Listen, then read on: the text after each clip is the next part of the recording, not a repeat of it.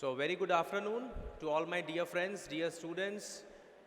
It's the post-lunch session and we are starting at sharp 2:45 within 3 minutes from now. I highly appreciate everyone who has come up very fast, has taken up the lunch and are sitting here gearing up for the post-lunch session, unlocking the potential. And moreover, I would request everyone to call their friends as well who would have taken their lunch. They can hurry up, they can take their seats, because if the seats are taken timely, it would not disturb the speakers and the session. So requesting all to please call their friends. We are starting sharp at 2:45 within 3 minutes, 2.5 minutes to go. To escort Central Council Member C.A. Durgesh Kumar Kabra Sir, Central Council Member C.A. Charanjot Singh Nanda Sir, and Shri Dr. Ajit Shankar Rao Bhosle Sir on the dais.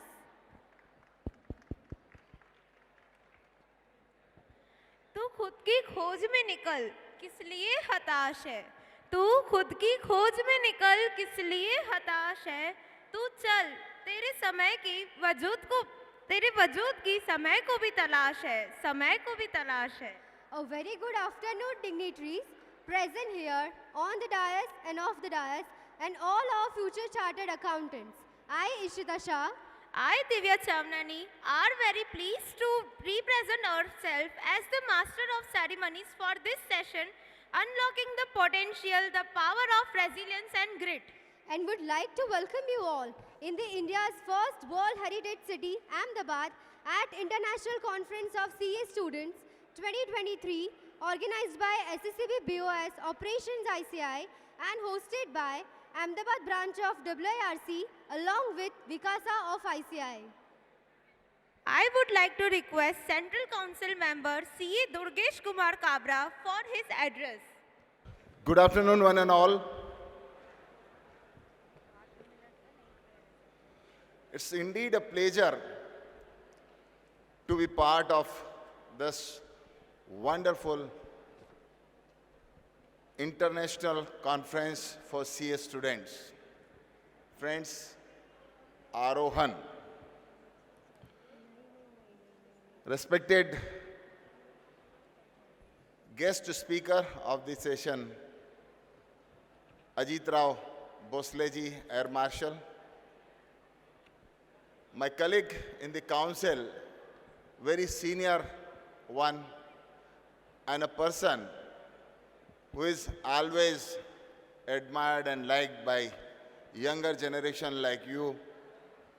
He is a person who has always been sought by youngsters, and not only youngsters. The motivation which comes from him is fantastic. Even we look forward that something comes from Charanjot Singh Nanda ji and we get motivated. Friends, the Ahmedabad branch along with SSEB has organized this conference, and this particular session is dedicated to the motivation. And let me tell you, the way in the morning the chief guest spoke, जो उन्होंने ज्ञान दिया हमें, जो उन्होंने हमारी भारतीय संस्कृति के बारे में बताया और उससे ओतप्रोत कराया, आई थिंक वो सबसे बड़ा मोटिवेशन था मूल्यों के साथ. अगर हम अपने मूल्यों पर टिके रहते हैं तो हमें कोई भी चीज रोक नहीं सकती, कोई भी ऑब्स्टेकल जो है रोक नहीं सकती. And let me tell you one thing, अगर जिंदगी में कभी भी कुछ पाना है और जब हम पाने की बात सोचते हैं तो हमें किसी चीज पर फोकस करना पड़ता है. फोकस कब करेंगे? जब हम कोई सपने देखेंगे, सपने संजोएंगे. And let me tell you friends, સપનું એ નથી જો તમે ઊંઘમાં જોવો. સપનું એ નથી જો તમે ઊંઘમાં જોવો, પર સપનું તો એ છે જો તમને ઊંઘવા ના દે. And it is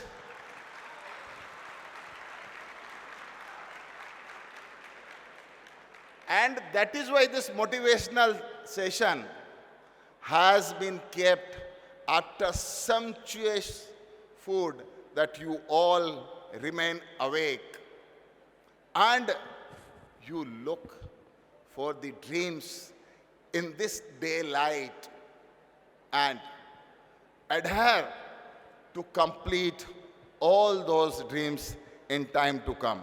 And friends, this is where you need to work a lot.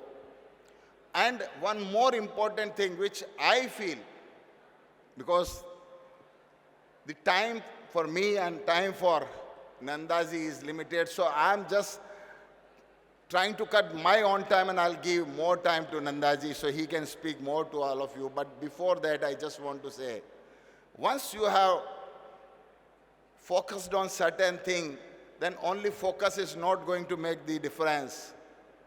You need to plan your actions for it.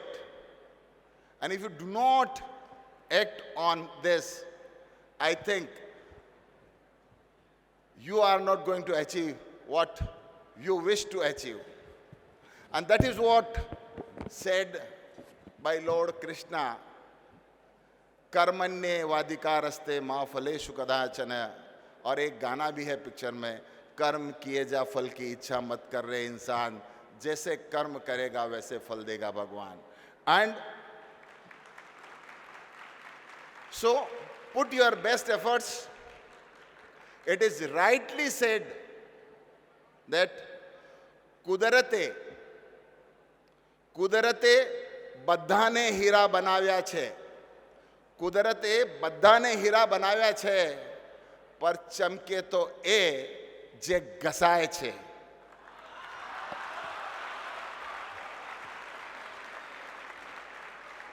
And I am sure, friends, you will put your best of the efforts in having the success in your life, because there is no other alternate of the hard work. But with hard work, you need to use the smartness also. And why I am telling this to all of you, if only hard work is done, that is also done by donkey. But if you add smartness to hard work, this is going to make a lot of difference and you will be successful. And here I just want to let you say something, that why hard work is very necessary. हमने तो यारों हजारों फेरे लगाए थे उसके मोहल्ले में. हमने तो यारों हजारों फेरे लगाए थे उसके मोहल्ले में, पर कोई एक आया और 7 फेरे लगा के चला गया, लेके चला. So only hard work is not going to help you out. Plan it properly. That will make difference, friends. And at last, जब पसीने की बात हुई थी आज सुबह, कि पसीना सबसे अनमोल पानी है, तो उसके ऊपर एक छोटा सा डायलॉग कह दो, शायरी कह दो, फिर याद आती है कि जो पानी से नहाते हैं वो लिबास बदलते हैं. जो पानी से नहाते हैं वो लिबास बदलते हैं. जो पसीने से नहाते हैं वो इतिहास बदलते हैं. Thank you very much and wish you all the success.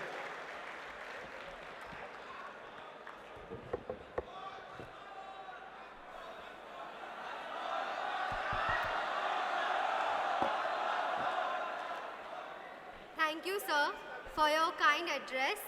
Now I would request Central Council member C. Charanjot Singh Nanda sir for his address.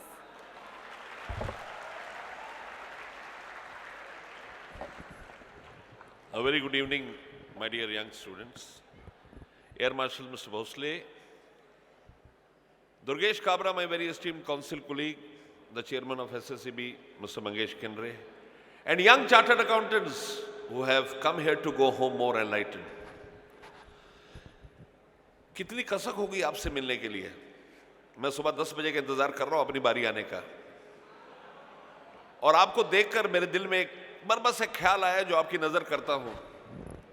कहते हैं खुदा के घर से कुछ फरिश्ते फरार हो गए, खुदा के घर से कुछ फरिश्ते फरार हो गए, कुछ उन्होंने पकड़ लिए, कुछ आप जैसे हमारे यार हो गए।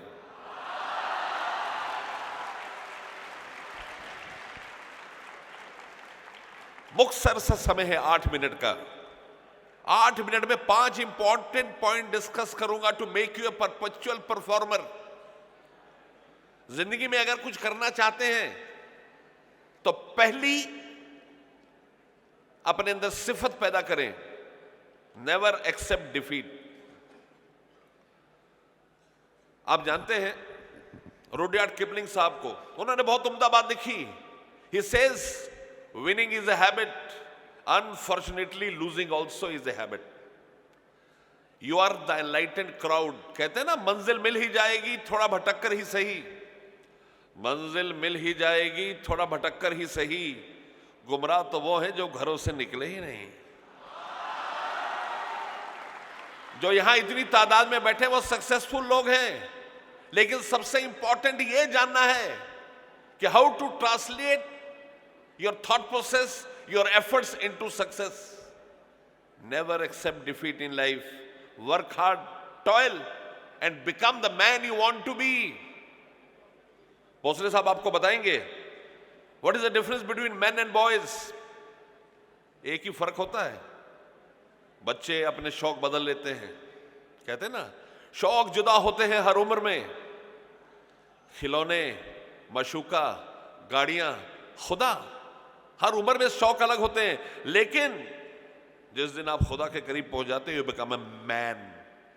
Man is not gender, it is for ladies also. Man का मतलब a very mature lifestyle and you can have it any time. Second important thing, B strong. somebody asked Swami Vivekananda, he said, Swami ji, you have gone through Veda and Upanishads n numbers of times, can you tell me in a line the gist of Veda and Upanishads? Swamiji smiled and said, my boy, in a line, I shall not only tell you the gist of Veda Upanishads, I will tell you the entire concept on which India thrived. The words written by Swamiji are written in golden words in Indian history. The words are, strength is life and weakness is death. मैं आपको बताना चाहता हूं, आपने शहीद भगत सिंह के बारे में सुना होगा। जब भगत सिंह को फांसी देने का समय आया, इंटरनेशनल ट्रीटी ऑफ प्रिजन कहती है man can only be hang when the sun is going up. When Bhagat Singh was hang the sun was not going up, it was not constant, it had set इन।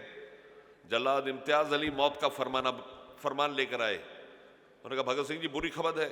भगत सिंह ने कहा क्या हुआ? लेटे हुए थे couch पे। उसने कहा आपको आधे घंटे में फांसी दी जाएगी। ये सुनते ही भगत सिंह उछल के उठे, इम्तियाज अली दौड़े, लेकिन भगत सिंह एथलीट थी, 2 कुचाले भर के उनको पीछे से पकड़ लिया। और सोचो क्या कहा भगत सिंह ने उस जल्लाद से, उस एग्जीक्यूटर से। उन्होंने कहा शुक्रिया मेरे भाई। एक जल्लाद के लिए, एक मौत के हरकारे के लिए शुक्रिया शब्द बहुत नितांत अजनबी होता है। उसने कहा आपने मुझे भाई कहा। भगत सिंह ने कहा यकीनन, बेशक, मैंने जब से होश संभाला है मैं अपने देश पे कुर्बान होने चाहता था, और आज वो मुबारक घड़ी आ गई। It is a time for me to lay my life and sacrifice it for the cause of this nation. ये कहते कहते कोयले का टुकड़ा उठाया और एक इबारत लिखी जेल खाने पे। क्या लिखा दीवार पर? उन्होंने लिखा कुछ इस कदर मेरी फितरत से वाकिफ है मेरी कलम, कुछ इस कदर मेरी फितरत से वाकिफ है मेरी कलम। इश्क लिखना भी चाहूं तो इनकलाब लिखा जाता है, इश्क लिखना भी चाहूं तो इनकलाब लिखा जाता है।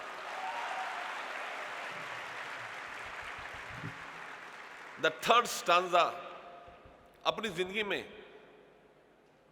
मिरेकल्स की उम्मीद ना करें।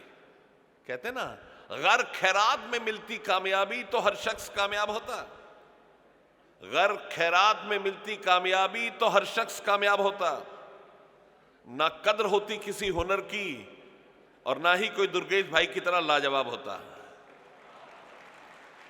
अगर आप लाजवाब होना चाहते हैं, don't believe on miracles, change every adverse situation to your benefit. इंसान और पशु में एक बुनियादी फर्क है। पशु कभी चाहकर भी अपनी प्रतिकूल परिस्थिति को अनुकूल नहीं कर सकता, और मनुष्य जब चाहे कितनी मर्जी प्रतिकूल परिस्थिति हो उसको अपनी मेहनत, मशक्कत, सोच, ताकत, हिम्मत से उसको अनुकूल कर सकता है। Be remain to ground. कहते हैं ना, आसमां पे किसी के ठिकाने नहीं होते। आसमां पे किसी के ठिकाने नहीं होते। जो जमीन के नहीं होते वो कहीं के नहीं होते।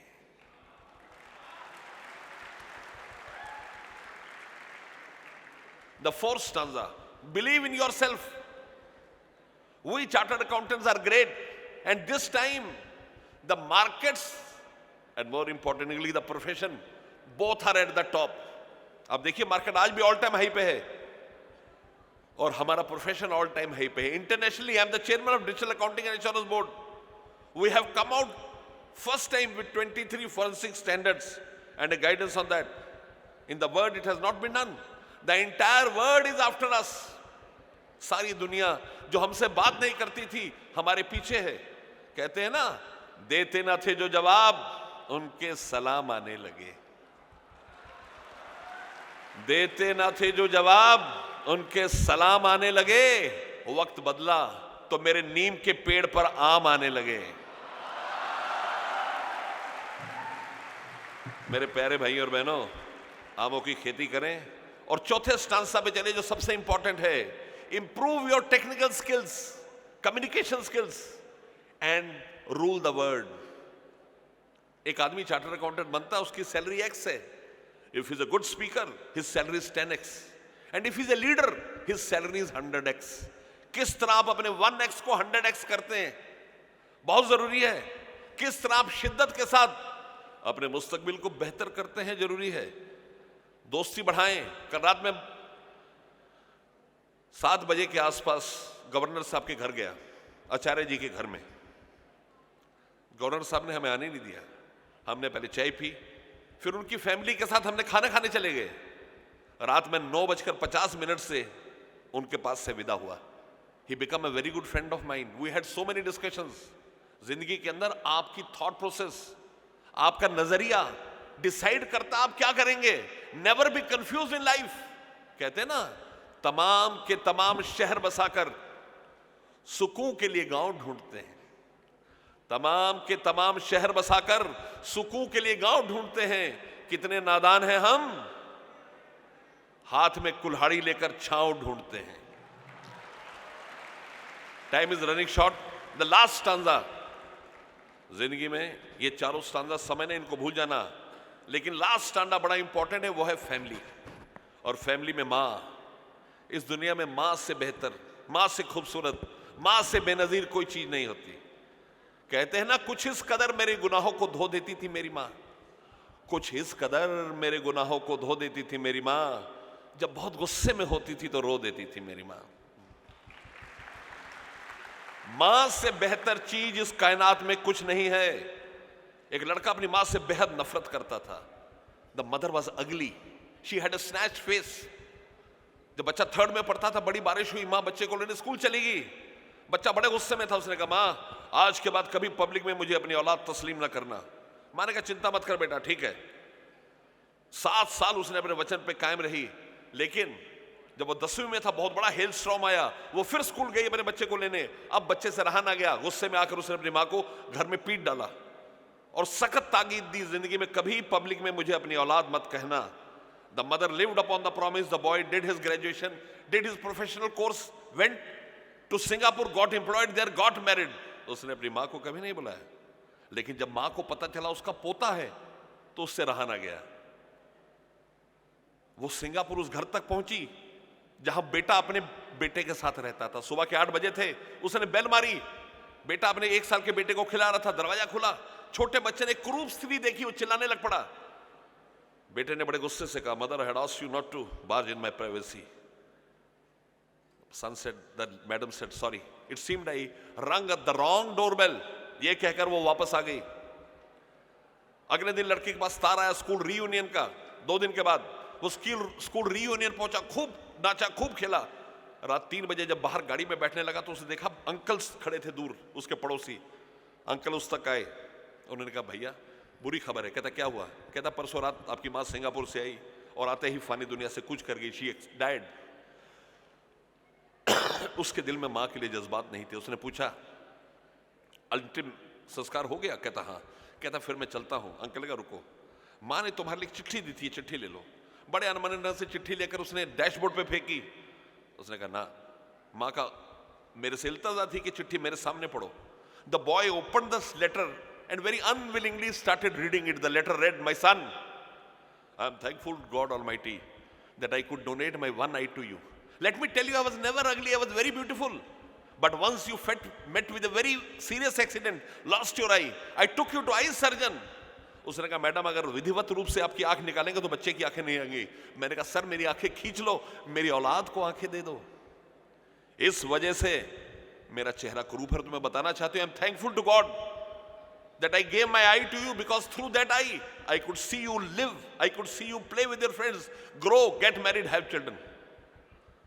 वो लड़का उठ ना पाया। It is a true story of Barke Hedges. The boy was ultimately lifted, took to his house, never gave a call to his wife. 15 दिन बाद उसकी बीवी ढूंढते ढूंढते आई। मॉरल ये है कि गिल्ट ना करें, अपने माँ बाप से मोहब्बत करें। आज जाकर अपने माँ के हाथ को चूम कर कहें कि माँ, मेरी जिंदगी में जो कुछ है तेरी वजह से है। माँ से बेहतर, माँ से बेनजीर कोई चीज नहीं। Do this with your father as well. Time is running short. Goodbye with a couplet. The last couplet says, भीगे हुए परों से परवाज करके देख। पर मीन्स फेदर एंड परवाज मीन्स टू फ्लाई। भीगे हुए परों से परवाज करके देख, अंजाम उसके हाथ है, आगाज करके देख। Be a successful professional. God bless you. Thank you so much.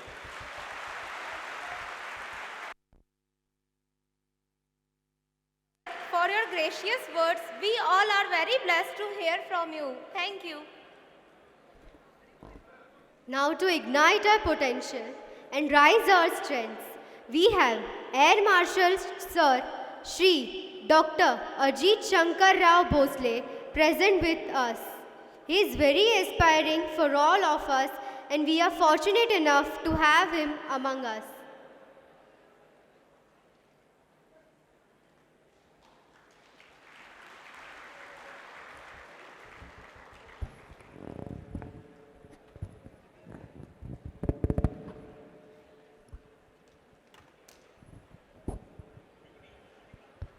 No. जय हिंद। इस हॉल में कम से कम 1500 जवान लोग हैं। ये आपके जय हिंद से तो ये छत उठ जाना चाहिए। जय हिंद। बहुत अच्छे।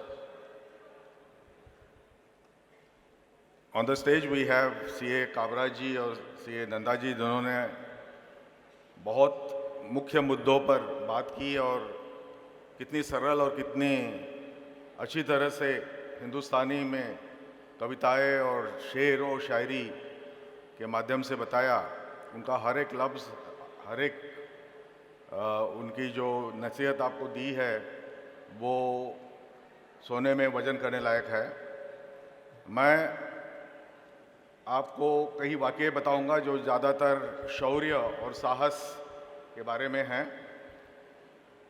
Before I start, I have to say that I'm very much pleased to be here, and I'm thank you the ICAI for inviting me.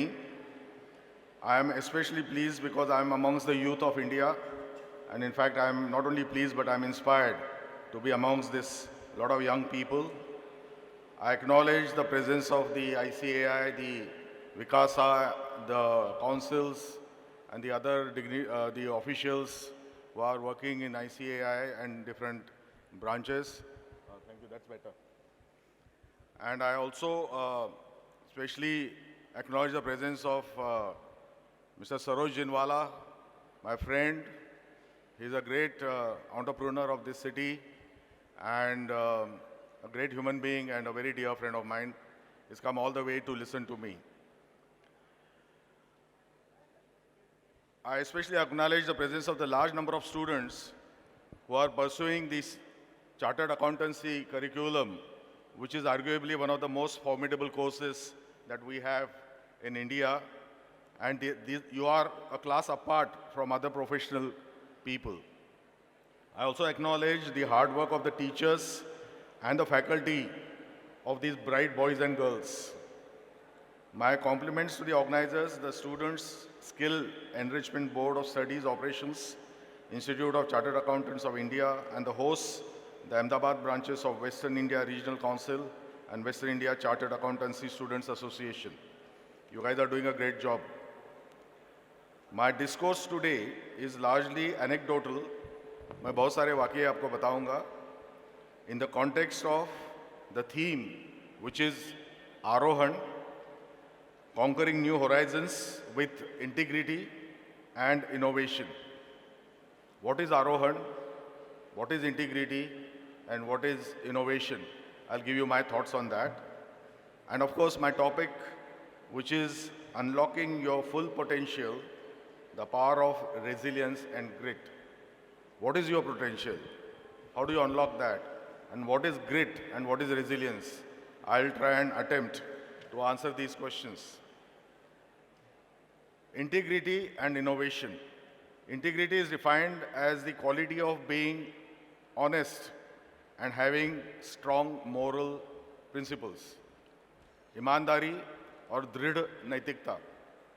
I would further qualify it by saying that integrity is the enduring quality of an individual to be honest and having strong moral principles even in the most enticing and challenging times. This is very important and I'll explain you by an example. Innovation, on the other hand, is explained as a new idea, method or device, a process of applying new techniques or establish successful ideas in order to create new value. New value is the essence of innovation. I would like to modify this explanation of innovation as simply solving problems and create new value through common sense in the face of challenges and even in face of adversity. There is another example for innovation I'll give you. Both examples are from real life. First up is integrity, which is the enduring quality of an individual to be honest and having strong moral principles even in the most enticing and challenging times. Now listen to this very carefully. This is about two boys who are of your age only. In the year 2010, at the National Defense Academy, where over 2,000 young cadets between the age of 16 to 20 undergo very, very rigorous 3-year training before they become officers in the Indian Army, Indian Air Force, and the Indian Navy. Of these, there were also about 100 cadets from friendly foreign countries like we have here, from Nepal, Bangladesh, and Sri Lanka. I was the chief instructor and deputy commandant at NDA during the year 2010 and 12. ये वाकया उस समय का है. All of these 2,000 cadets run a cross-country race together over 15 kilometers. It is one of the toughest races over the hills and valleys, and it finishes at the sports stadium. Everyone runs their hearts out because they want to finish amongst the first 50, if not first 10. It's a competition between the hostels, they call them squadrons. Amongst those front runners on that morning were two cadets from the same hostel or same squadron. One was nearly 30 meters ahead of the second one, and he was surely going to win the race. But just 15 meters short of the finishing line, what happened? This front runner, this person who was in front, he developed severe cramps in both legs and he collapsed just 15 meters short of the finishing lines. Guess what happened? The second cadet, who had the opportunity of overtaking the fallen cadet, suddenly stopped. He bent down, he lifted that fallen cadet on his shoulder and he ran towards the finishing line together. In doing so, this second cadet lost his winning position, but he set up an example of highest integrity, of having high moral values, of not grabbing an undeserved win over his fallen mate, over his fallen friend. Besides not leaving a friend behind, as he would have been disqualified for not having finished the race. If he was left there, he would have been disqualified. So he thought of all that in the fraction of a second, picked up his friend, and walked towards the finishing line. This is integrity. This is integrity in the face of enticing and challenging circumstances. Now, an anecdote of innovation. This was narrated by our Honorable Prime Minister, Shri Narendra Modi, to a galaxy of senior-most Army, Navy, and Air Force people in 2014, and I was amongst them. This was after a few months after they had formed the new government. The Prime Minister had visited the Siachen Glacier. You must have heard about this. Siachen Glacier is in Himalayas. It is the highest battlefield in the world at 5,400 meters, something like 18,000 feet, with temperatures below 30 degrees, minus 30 degrees all through the year.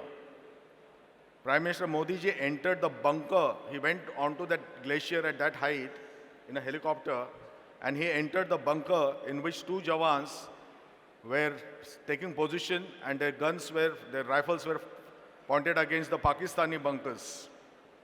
So he went with the enemies, of course. So the Prime Minister goes and asks the Jawans, how are they in such a cold managing to stay here and fire at the enemy? कोई समस्या तो नहीं है? The Jawan smiled and said, sir कोई समस्या नहीं है, बस ये राइफल का बैरल, ये जो मेरी राइफल है उसका बैरल ठंड से सिकुड़ जाता है. -30, -50, that is the temperature range. So the Jawan, since the Prime Minister has asked him, he's telling him, इसका बैरल ठंड से सिकुड़ जाता है, इसलिए हम फायरिंग करने से पहले इस पर एक स्लीव लगा लेते हैं, और इस स्लीव के अंदर हमने एक कॉइल डाला हुआ है, हीटर का कॉइल, वो हमने बैटरी में लगा के उस स्लीव को गर्म करते हैं. एक 30-45 सेकंड में ये बैरल गर्म हो जाता है और फिर हम फायरिंग शुरू करते हैं. इन्होंने प्राइम मिनिस्टर को कहा, तो प्राइम मिनिस्टर ने कहा, अरे वाह, जब वो बैरल गर्म हो जाता है तो आप फायर करते हो. ये स्लीव हमने खुद ने बनाया है और इसको हम इस तरह से इस्तेमाल करते हैं.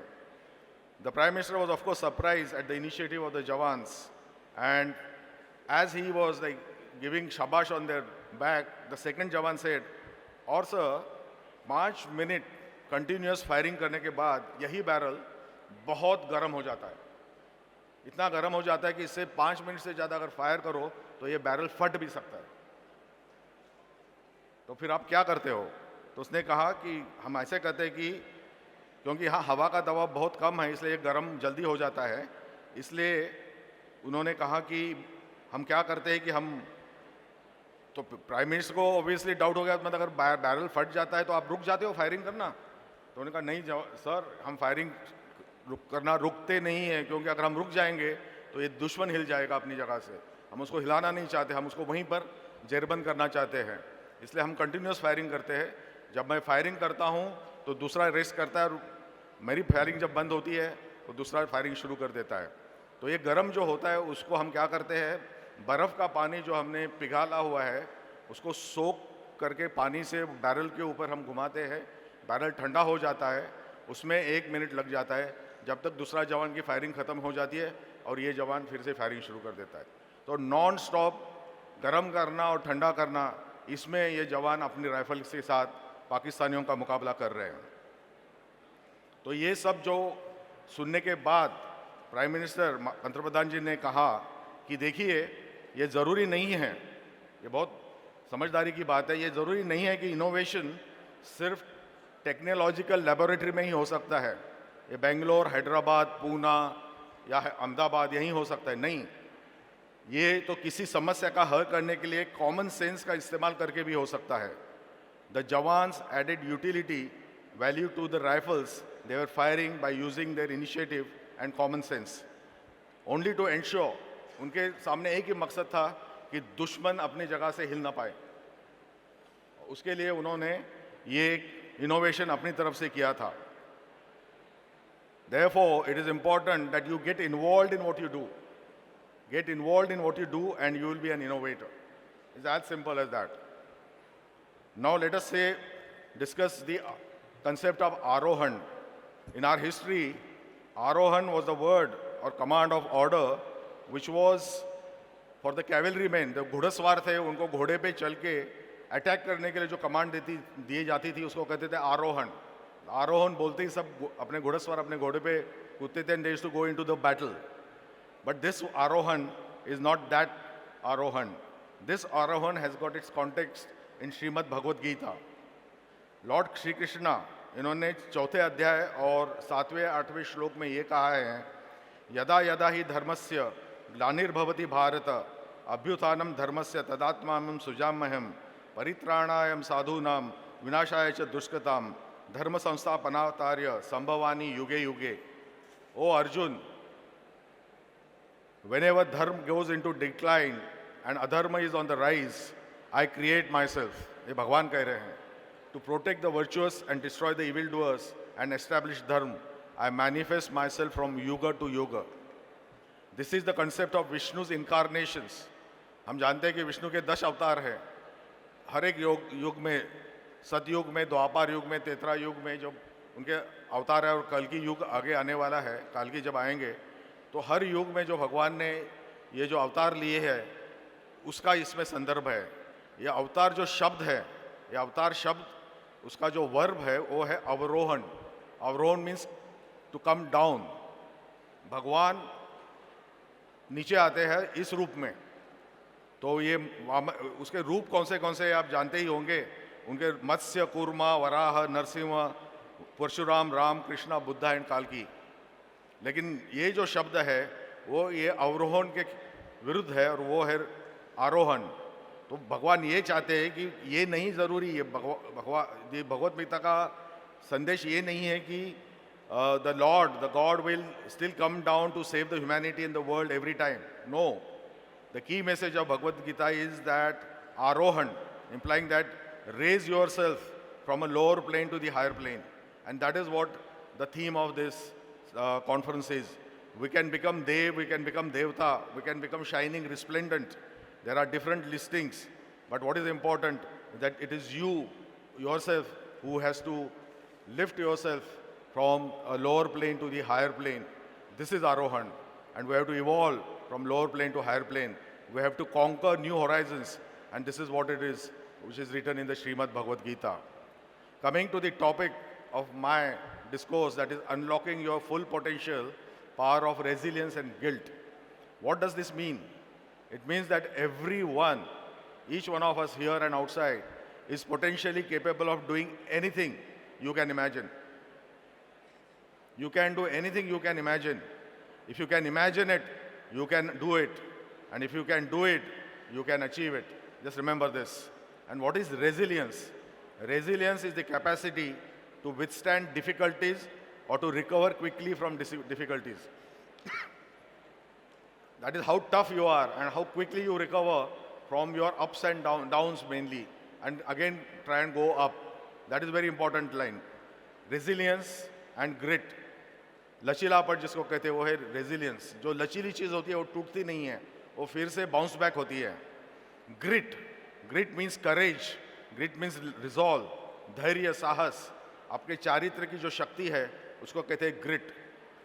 When I think of unlocking one's full potential, many personalities come to my mind, like Chhatrapati Shivaji Maharaj, Mahatma Gandhi, Dr. Baba Saheb Ambedkar, Lokmanya Tilak, Lord Krishna, and Swami Vivekanand. Now let us discuss these last two personalities, Sri Krishna and Swami Vivekanand. As described in the second adhyaya of Srimad Bhagavad Gita, in Shloka 1 and 2, Arjun had dropped the weapons and he said, I'm not going to fight. He has refused to stand up and fight. He was absolutely down in the dumps. Now this is the time the Lord Krishna steps in to unlock his potential. He was bereft of energy, he was bereft of motivation, and he was bereft of intent. Sri Krishna steps in to unlock Arjun's potential as the greatest warrior of all times.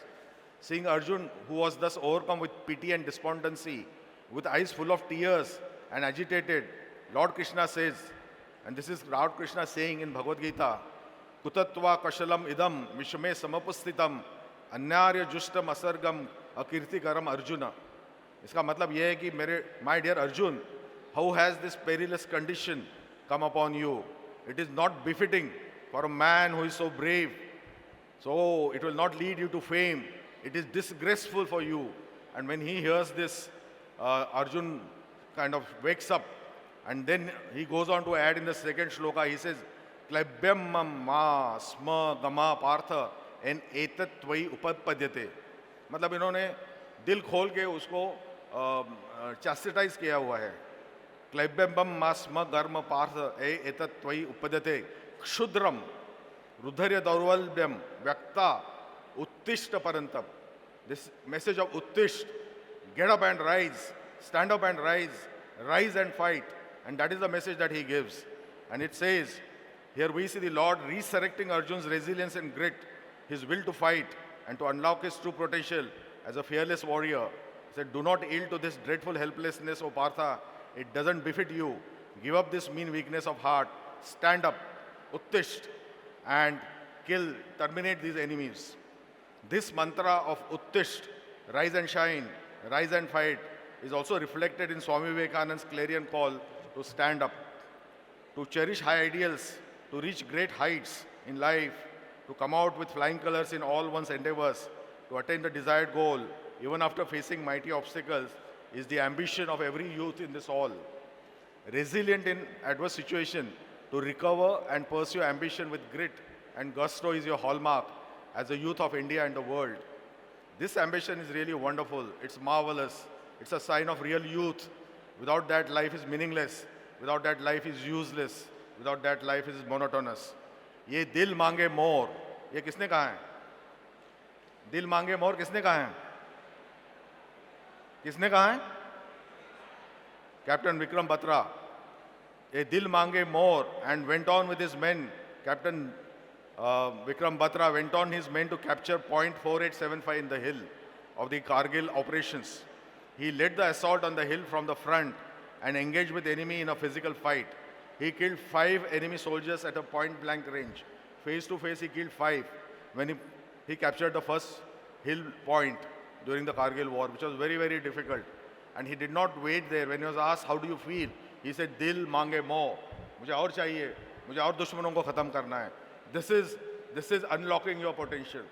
This is resilience. This is grit. He moved towards the next. Then what happened was he was asked to move on to the next point. So what did he do? Along with his men, he went on to the next fight. He led the assault from the front for the next hill, 4875, and he killed another 4. That was the 487 point. He was just about 25 years old that time, remember. So he killed another 4 enemy soldiers and then moved on to the 5th bunker, and he cleared that with throwing grenades. And that is the time when he was also hit and he became a martyr. That is resilience and grit of 25-year-old Captain Vikram Batra, Paramveer Chakra. Captain Batras continues to be an inspiration to the young generation. Youth must always look forward and never be satisfied with anything less than what they want to achieve in life. Remember this. Arise, awake, and stop not till the goal is achieved. Uttishta Bharata. May these inspiring words of Swami Vivekananda ring the minds of our youth day and night. Succeed you must. You have no option but to succeed. As we say in the armed forces, there are no runners-up in the war. In the war, you lose war, you win war. There is nothing like I came second. There are no runners-up in the war. Failure is not an option. Nothing to despair, nothing to lower your spirit. You have within you that power and that infinite strength to reach your goal, to achieve everything that you wish to achieve. Know your strength, the hidden strength, unlock it, an infinite strength of yours. You need to unlock that. Always remember the spirited words of Swami Vivekananda. He said, stand up, be bold, be strong, take the whole responsibility on your shoulders, and know that you are the creator of your destiny, unquote. Your potential is unlocked and unleashed. Nothing would seem unattainable. Victory will be at your feet. There is no better example of resilience that is capacity to withstand difficulties or to recover quickly from those, than that of the Chhatrapati Shivaji Maharaj.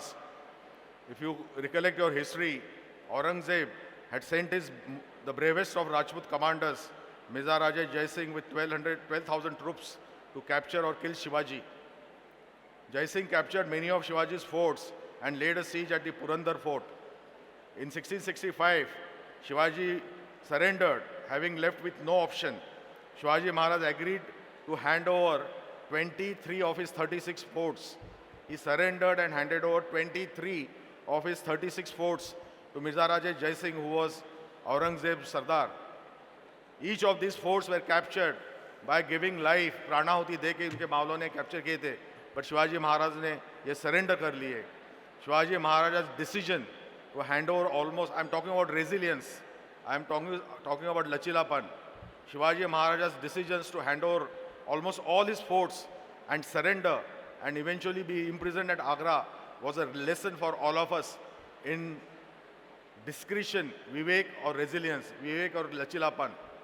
A good warrior, remember this, a good warrior knows when to fight, but a greater warrior knows when not to fight. And that is very important in life also. In August 1666, Shivaji Maharaj escaped from Agra, and in the next 7 to 8 years, he consolidated not by only recapturing all the surrender forts, but he also built and captured many more forts. And eventually, on 6 June 1674, at Raigad, he was coronated as Chhatrapati Shivaji Maharaj. And this is the 350th year of that coronation. So this is resilience and grit for you. Remember, never say die. Another interesting example is of Sir Winston Churchill, the British Prime Minister during the war. In addressing students in a Harrow school in 1941, he said, he was addressing students like you, and he was asked to give an address. He just got up. Very briefly, he said, never give in, never, never, never, never in nothing, great or small, large or petty, never gain except to convictions of your honor and your good sense. Never give up, and that is what he said. It is the credo of Indian Army. Never give in and fight for Naam, Namak and Nishan. ये याद रखना है. Naam, Namak और Nishan. ये नाम क्या है? The Naam is the name of your unit, your regiment, your squadron. Namak, देश का नमक, देश, नाम, नमक और निशान, ये देश का तिरंगा. ये तीन चीज़ों के लिए ये सशस्त्र सेनाएं लड़ती है, नाम, नमक और निशान. This is how the potential of each Jawan, each sailor, each airman, each woman and each man in the armed forces is unlocked to take on the enemy resiliently and with grit and determination, throw back the enemy and decimate the enemy. उनका नाश करना है. The saga of Naam Namak Nishan is best exemplified by the Battle of Saragadi. ये battle सुनिए आप. Saragadi is in the present day Pakistan. 21 bodies of the Sikh regiment. Sikh like आपने नंदा साहब. 21 soldiers of the Sikh regiment fought fiercely against about 10 to 12,000 Afghan tribesmen on the day of 12th September 1897.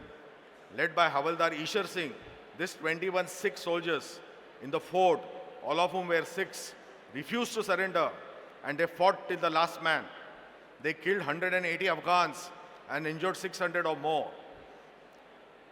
All were awarded that time the Indian Order of Merit posthumously because they had passed, they had become martyr or shaheed ho chuke the. This Indian Order of Merit is equivalent to today's Paramveer Chakra. Nowhere in the world Paramveer Chakra or equivalent like Victoria Cross or Indian Order of Merit has been given to so many soldiers in one battle on one day, except for those 21 great Sikh warriors of ours. So these are the people, they fought for Naam, Namak and Nishan, and they unlocked their full potential and displayed their full power of resilience and grit. These are live examples. It's not a story, it's a fact. The saga of resilience and grit would not be complete unless we know about the 1962 Battle of Rezangla.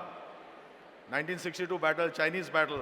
Rezangla is a mountainous pass in the Chushul Valley, which is located at 18,000 feet.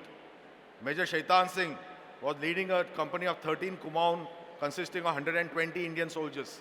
And they were faced up against nearly thousands and thousands of Chinese who were coming into, on 18 November 62, they came in 8-9 waves of 1,000 and 1,000 soldiers. the Indian troops fought tooth and nail against these people. In the end, 114 out of 120 Indian soldiers died in the fierce fight till the last man, till the last bullet at the hands of the Chinese soldiers. Next day, when the same spot was visited by our soldiers, the dead Jawans, our dead Jawans, Indian Jawans, were still found holding the rifles with their fingers on their trigger of the rifle. They did not give in, they did not run away. They faced the enemy. You rarely come across such examples in the history when braving such heavy odds, the men fought to the last bullet, to the last man. Certainly the Battle of Rezangla is such a shining example of resilience, grit, determination, of valor. And that is what about is resilience.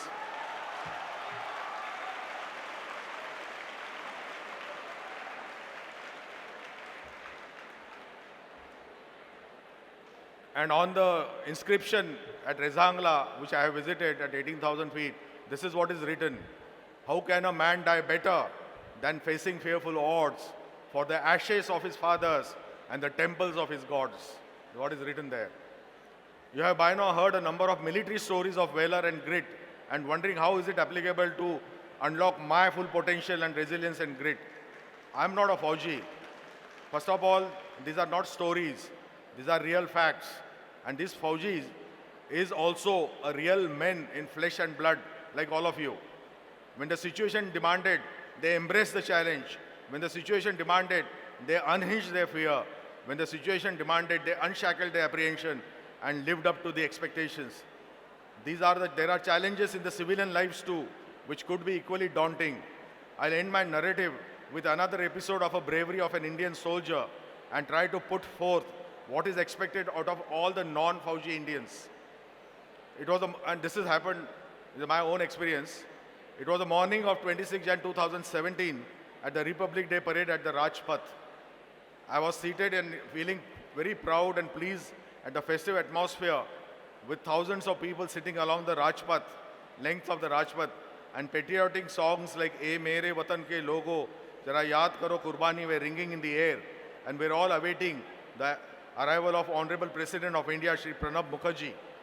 Escorted by the horse-mounted President's bodyguards, the President arrived with 21-gun salute, and as he arrived, the national anthem was played when he was unfurling the flag.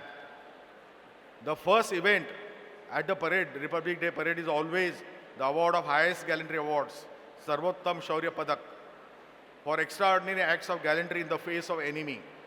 Paramveer Chakra is awarded for wartime acts of gallantry, and Ashok Chakra is awarded for acts of gallantry in not warlike operations such as anti-terrorist operations. That morning, the Honorable President was to award Ashok Chakra Marnoparant to Havaldar Hangpan Dada. His widowed wife, Veer Nari Srimati Chesan Loang Dada, she received the Ashok Chakra from the President of India, Pranab Mukherjee, in front of the whole nation. Before going up the steps to accept the Ashok Chakra, Srimati Chesan Loang Dada stood still as the citation in read for everyone to know what he did, was being read. What was his act of bravery? And it was as follows. What did Havaldar Hangpan Dada do? This is the Wakia. On the night of 26 May 2016, Havaldar Hangpan Dada, as Sabu Force commander of 35 Rashtriya Rifles, while establishing a stop along his men at 12,500 feet, led a charge on hiding terrorists in Shamsabri ranges in Nagaum, Jammu and Kashmir. 12,500 की ऊंचाई पे घनी रात में उन्हें पता था कि एक 6-7 टेररिस्ट आ रहे हैं, उनको रोकने के लिए वो अपनी टोली लेके वहां पहुंच गए थे, हवालदार हंगपन दादा.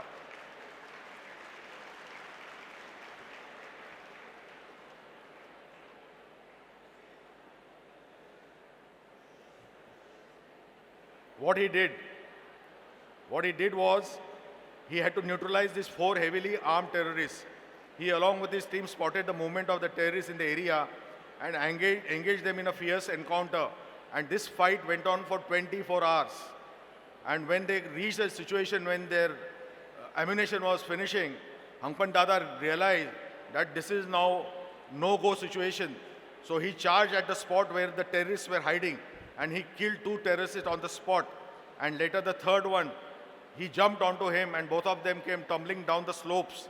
And while doing that, Dada also shot this person. And in that, the fourth terrorist was hiding behind. He sent out a burst of automatic fire which went through the neck of Havaldar Hangpan Dada, and Hangpan Dada became a martyr. He died over there. So his action of eliminating 3 terrorists in an engagement at close quarters and injuring the fourth one, disregard to his personal safety, failed the infiltration bid of the terrorists, and he also saved his men because they were running out of ammunition. He was honored posthumously by the nation with the highest gallantry award during peacetime operations, the Ashok Chakra. This award, as you know, was received by Srimati Chetan Loven Dada. When she received and she came down, there was a pin drop silence at the Rajpath as she came down the steps after accepting the gallantry award. Suddenly, we all stood up and there was thunderous clapping by the spectators with moist eyes as a gratitude for this, the whole nation's gratitude for this martyr. Havaldar Hangpan Dada Ashok Chakra, a shining example of how a village boy from hills of Arunachal Pradesh progressively cultivates himself to join the army, builds in himself the spirit of nationalism, backed by physical and mental stamina, daring, determination, resilience, grit, and when the time comes, he unlocks that potential to protect his motherland, India, Bharat. As I watched the Veer Nari coming down the steps, I could see a steely resolve in her eyes and the pride of being the wife of the slain hero, Hangpan Dada. We all stood up as she came down to her seat, and that is the time my mobile phone tweeted. I looked at the mobile to see a message which was sent by my friend who is a major in Jaipur, and he had sent a picture of a power is within you. You can do anything, everything. Believe in that. Do not believe you are weak. Therefore, arise, awake, and stop, not until the goal is reached. And when that happens, no matter what you do it in the interest of the society, do it in the interest of the nation. And from today onwards, start thinking beyond yourself, unlock your potential, and be resilient and bash on with grit and determination. Well-being and progress of your organization, your society and your nation, the Bharat. Then you will certainly be an Indian worth fighting for. Jai Hind.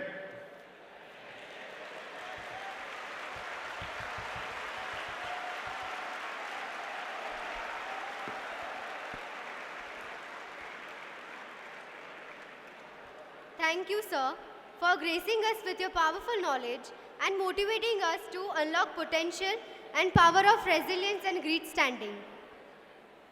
I would request CCM sir to facilitate to Shri Dr. Ajit Shankar Rao Bhosle sir with memento and bouquet.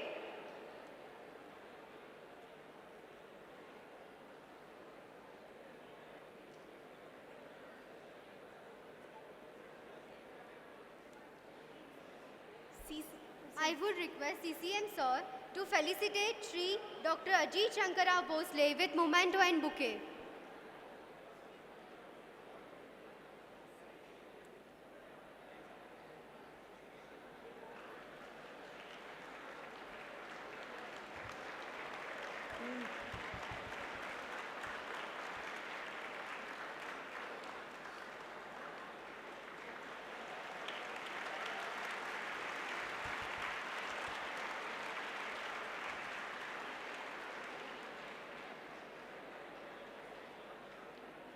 So, we would like to conclude the session with रहा संघर्ष की जो चलता है वही संसार को बदलता है जिसने रातों से है जंग जीती सुबह सूरज बनकर वही चमकता है. We hope that everyone present here have taken a note of golden points Sir has shared with us. Once again, thank you on behalf of entire WRC Ahmedabad and WICASA Ahmedabad. Thank you all for your patient listening. I would like to request all the dignitaries for a group photograph.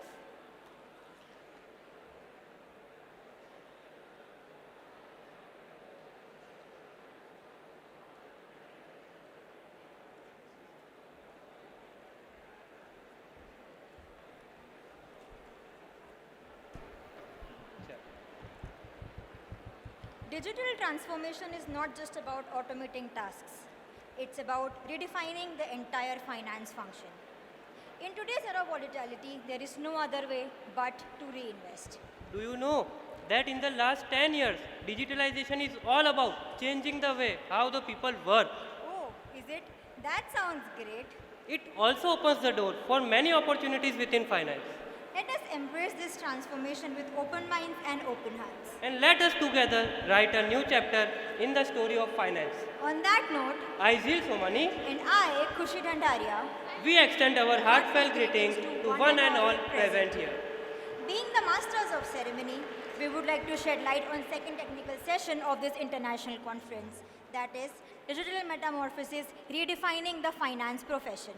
So, with pride and privilege, we would like to invite our respected dignitaries, CA Chandrasekhar Vasant Chitle, Sir, Central Council Member, and CA Dr. Anuj Goyal, Sir, Central Council Member.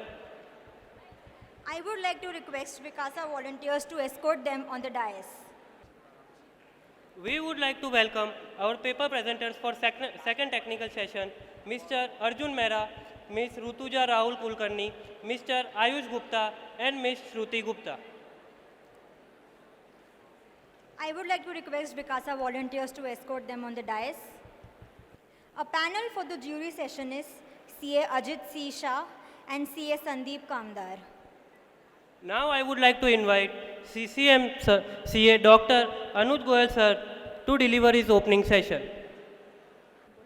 Very good afternoon, friends. I am really very happy that I am amongst all of you from each and every part of the country and outside country also. We are having CA Chandrasekhar Chitle sir, our Honorable Central Council Member. May I request Chitle sir for his opening remarks, please. A very, very big round of applause, friends.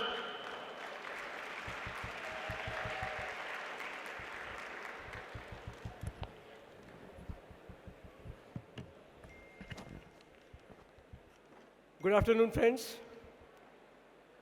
My council colleague and chairman of research committee, CA Anuj Goyal ji, the brilliant paper writers, Arjun Mehta, Rutuja Kulkarni, Ayush and Shruti, and all of you, my student friends. It's indeed a pleasure to engage with you in this international conference in this particular topic of digital metamorphosis. As we are aware that in science we go through various inventions, and this digital innovation is really a path-breaking, and not only it affects the manufacturing sector, but more so services sector and our profession of chartered accountancy. Now, just take example that during the period of COVID, it was not possible to physically do the audits, and because of this digital innovation, even without visiting the client's place, the chartered accountants could perform the audits, those who knew this digital technology. Even the institute published a book, a guidance as to how these remote audits can be conducted. Even if you look at various functions which are being done, we cannot imagine how they would have been done earlier. If you consider the communication, gone are the days, maybe a couple of decades ago, through telephone, the major communication was made, and they were in scarcity. But now, with the advent of this digital technology, we have mobile phones. Even the industry which was in much demand, that is telephone industry, today is in a dying state because of this innovation. Representation of your stock portfolio. This, ladies and gentlemen, is a masterpiece created by Fidelity Labs, which actually shows your stock performance in real time in form of a virtual reality setup. The buildings here represent the stock performance, and the weather as a proxy for market sentiment. Absolutely surreal. But then, you know, the next question which comes to your mind is, okay, this is AR. What is augmented reality all about? What is AR all about? So for that, I think I'll have to take you guys back to my hometown, back in Delhi. I look absolutely horrendous in this, don't I? But this, ladies and gentlemen, is all that augmented reality is all about. We take the We take the actual reality and we put in segments of virtual reality in it so that we can superimpose our reality with something which we as humans cannot perceive. Whether it be the Lenskart 3D try-on glasses, or whether we want to see whether a particular sofa set would look good in a room without actually having to bring it into the room. That is what AR is all about. Okay, great. So now we, of course, know what AR is all about. We know what VR is all about. But then why is it important? So for that, I would want to bring in some figures in front of you, due to which I had to take the help of a very long-term partner of mine. Taking you back, thank you so much, Siri. Now, I would just ask you guys to take a V moment and concentrate on the figures. What we're talking about here, ladies and gentlemen, is a market size of $108 billion, which is expected to contribute $1.5 trillion to the global economy by 2030. For perspective, that is 40% of India's current GDP, 50% of the overall global market capitalization of Apple, and 6 Elon Musks taken together. Not only are we talking about 1.5 global users, the number of which, mind you, is going to rise, but for finance enthusiasts like me, we're talking about a compounded annual growth of 22%. Nifty, ladies and gentlemen, which has been on a roll lately, has only been able to garner 18%, and we would all agree that we're about to enter into a downturn. Point of the matter here is, why should we care as professionals? What's in this for us? Well, ladies and gentlemen, it's not as if we're in the gaming industry. It's not even as if we care about how to create these softwares. It's not as if we're IITians, but we are chartered accountants. I am not a chartered accountant. I hope to become one very soon one day. But we don't just create products, we create opportunities. And here I would like to elaborate on these 5 opportunities which I feel can change the shape of market, becoming the next new revolution. Let's dive right into them. The first one which I want to talk about, a closer look into the company. What are video conferences? Video conferences, ladies and gentlemen, they look very similar to webinars, but there's so much more than that. When we talk about video conferences, we can enter into a particular meeting using our digital avatars. We can move around, talk to people, interact, network, and whatnot. This can be groundbreaking where AGMs are concerned, because people like us, the youth, can actually participate in companies' matters. Not just that, if you would please consider on the right side of the screen, we're talking about, this is a factory. Now, how many of us have been rejected by IPOs this year? Everyone, almost everyone. See, I honestly feel that I have a better chance finding my long-term partner during articleship than getting an IPO allotment. Now, the thing is, if these companies, they want to get a greater reach to the people, how would they go about it? I would suggest, what if give the retail investors a proper look into the company by integrating these AI softwares into the DRHP filings, when I can see how a Tata factory looks like from inside, how the Sula vineyards look like. This is exactly what you're looking at, ladies and gentlemen. Let's move on very quickly into scenario analysis. Veji. Does anyone here know the meaning of Veji? Okay, so Veji is basically a Chinese phrase which refers to finding opportunity in the times of crisis. And this is why scenario analysis is that important. We're basically looking at how a stock would perform, how a business segment would perform in different market cases. And here is where it becomes very important, because VR can basically simulate these challenges so that we know the actual skill set of an asset manager. Ladies and gentlemen, everyone is a good manager during rising markets. Everyone is a gangster when the bull is riding. The real gangster arrives when there's a market crash. And this is where we can study that. Moving ahead to real estate valuations, this is very interesting. For any of you who's interested in valuations, what are real assets all about? Real assets are very simple. Real assets are tangible assets. We're talking about real estate, we're talking about commodities. But if you would know this, it's also the most difficult asset class to value. You'd ask me about. It's very why? It's very simple. First of all, there's a lot of specific property characters that we're talking about. If I am a fear-loving investor, I would pay a premium for a haunted house. If you're a fear-averse investor, you would cut a discount for a haunted house. There is lack of homogeneity where valuation metrics are considered. There's comparable transactions, free cash flow method. You can go and even see the demand and supply where commodities are concerned. Not just that, it takes a considerable amount of time to garner all of this data, which can actually make formal valuations very expensive. So what can be done here is that we can use VR for 3D videography, where an investor sitting at their home can actually experience how a property looks like, see the factors which they would want to take in as a premium or discount, all at the comfort of their homes. There are softwares, ladies and gentlemen, where we can actually train the softwares using machine learning, and they can actually suggest the appropriate valuation method. If that software gets integrated to an AR screen, here I am standing at this building, looking through an AR screen, and I will get a preliminary valuation, which is much cheaper, and that can actually help in eliminating many things. Moving on, ladies and gentlemen. Thank you so much. Not that the mic ate a lot of my time. We're not going to talk about that. So anyways, moving on to another part about valuations. Okay, this is an extension to valuation. Another area of massive controversy are insurance claims. Now, where insurance claims are considered, these are obviously highly morbid. And honestly, I would rather get my birthday on 29th of Feb than get my claim actually approved by anyone. But that is the problem. The problem with claims is that there are lots of different variables and complex variables and their interrelationships. And with VR and AR, what tends to happen is you can train, insurance and justice can train on these softwares in order to understand how these complex variables actually interact with each other, leading to some sort of standards which can be developed in the industry, increasing the transparency.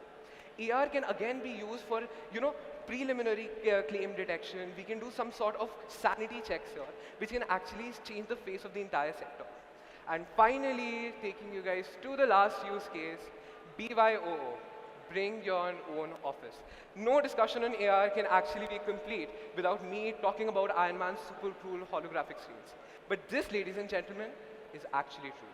Back in 2021, there was the first solid light holographic HD screen which was developed back in the United States, which is being used. And why would it not be used? This is the future. This has to be the future. We're saving where the capital outlay is concerned. Physical laptops are becoming redundant. And obviously, who does not like office? And with this, ladies and gentlemen, I would like to conclude my presentation. When I was actually researching on this topic, I really felt very close to this one quote, so I wanted to share this with all of you. This quote is by Dylan Thomas. Do not go gentle into that good night. Rage, rage against the tang of the night.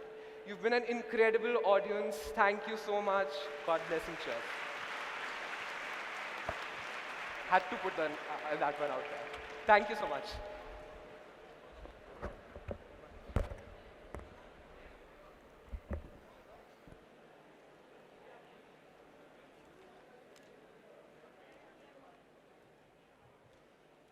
Thank you, Arjun, for sharing your useful insights on it. I would like to invite Shri Amol Agrawal sir on the dais. I request WICASA volunteers to escort them on the dais. Shri Amol Agrawal sir is an adjunct faculty member at Ahmedabad University. He writes a popular economic blog called Mostly Economics. He writes op-eds for Financial Express, Money Control, and Deakin Herald. He holds a PhD in economics from IIM Bangalore. He recently authored a book, History of Private Banking in South Canara District, 1906 to 1969. A huge round of applause for Sri Anmol Agarwal sir.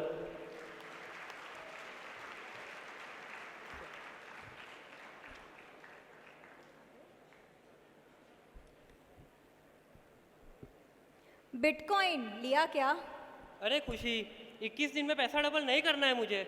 No, no, no, no. It is not like that. Do you even know that NFT named CryptoPunk was sold for around $2.7 million? Oh, but what about the risk you are bearing with it? देखो, market का तो पहला रिवाज है. Risk है तो इश्क है. And now, with the same zeal, we would like to invite our next paper presenter on the topic NFTs, crypto collectibles, and the future of asset valuation. I would like to call Ms. Rutuja Rahul Kulkarni to provide you with more information about the same.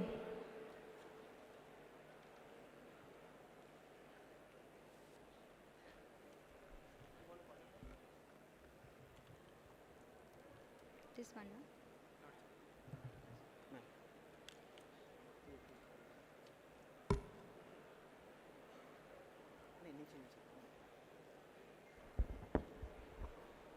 Okay.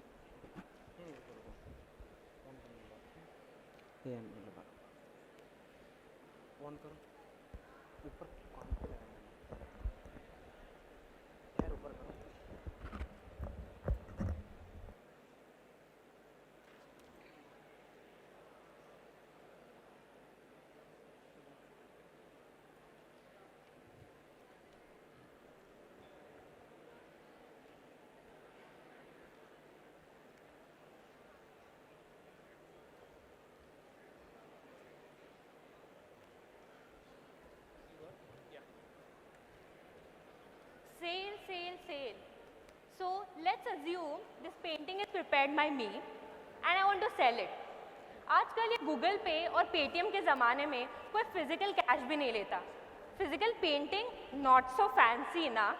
So let's talk about digital art, NFTs, crypto collectibles and so on. Hello everyone, I am Rutuja Kulkarni, a CA final student, and today my topic is NFTs, crypto collectibles and future of asset valuation. So now let's look into the future of assets, assets 2.0, the new version. So in this era, we are getting introduced to the topics or concepts of metaverse, the virtual real estate, virtual goods, social tokens are being exchanged for experiences sharing, cryptocurrencies and so on. And NFTs and crypto collectibles are also the part of new version of assets, assets 2.0. So let's take a quick overview of what NFTs and crypto collectibles are. An Indonesian student took 1,000 selfies, made it as an NFT collection and sold it for $1 million. Amitabh Bachchan's collection was sold for around rupees 7 crores. Jack Dorsey, the co-founder of Twitter, made his first ever tweet as an NFT and sold it for $2.9 million. Salman bhai, sab to jante hi honge. He is also bringing in his NFTs now. So, ये NFTs क्या है यार?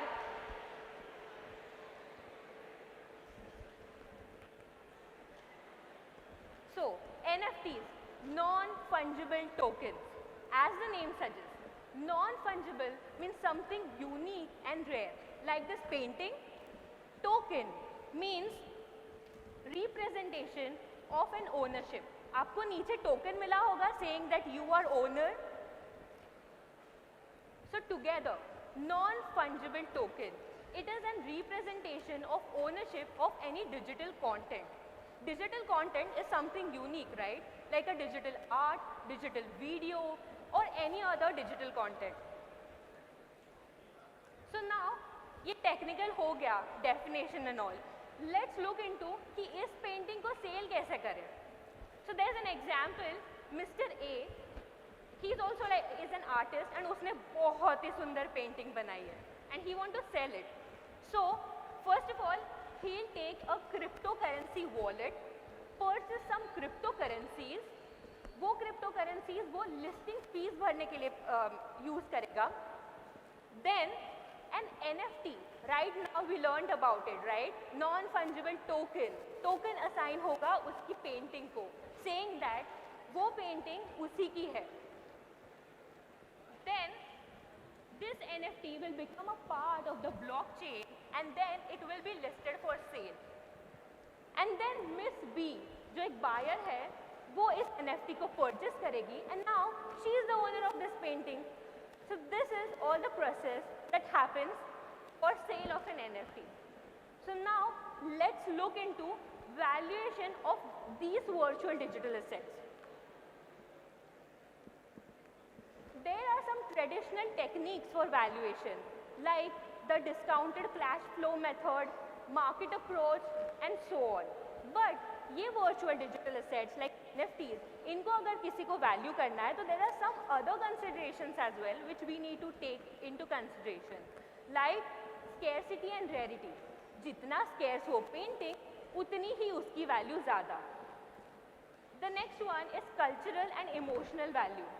जितनी cultural and emotional value उस painting को attached होगी उतनी ही उसकी value ज़्यादा होगी. Market trends, integration with virtual world, community and social media matrices and so on.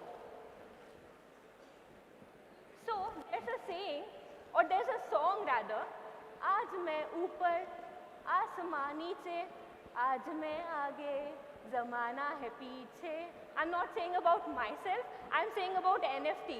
इसकी प्राइस भी ऐसे ऊपर नीचे करते रहती है. So there are some key challenges like market volatility, subjectivity in value and so on.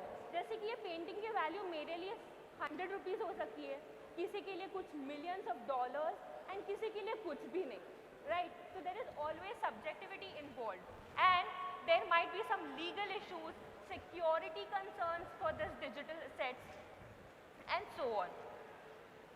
But यार हम तो चार्टर्ड अकाउंटेंट स्टूडेंट्स हैं, हम ये सब का लेकर क्या करें? So here I want to get you guys introduced to this thing that as chartered accountants play a very eminent role in various fields. So even in evaluation of these digital assets, there are some roles that a chartered accountant plays, like risk assessment, due diligence, regulatory compliances, tax implications, complying with laws and ethics, communications and reporting and so on.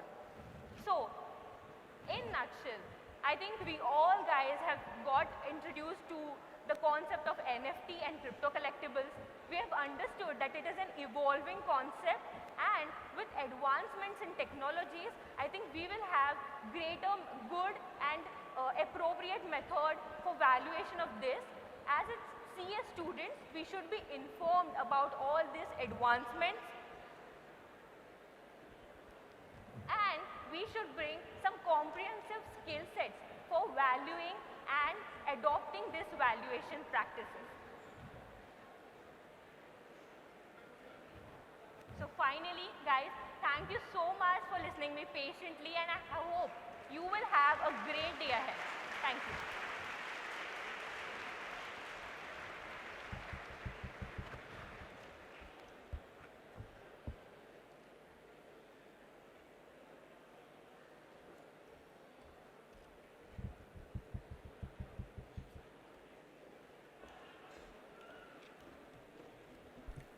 Thank you, Rutuja, for being the voice of knowledge. When we are talking about digitalization, it can also be dangerous when it comes to data breach. Zeal, have you ever read the terms and conditions that are given before? Excuse me, कौन करता है ये? आप में से क्या कोई करता है? अच्छा, मतलब हमेशा allow. Yes. And that, my friend, is the most prior concern for data breach. On that note, welcoming our next paper presenter on the topic Ethical AI in Accounting and the Quest for Accountability. I would like to call Mr. Ayush Gupta to calm our inquisitive mind.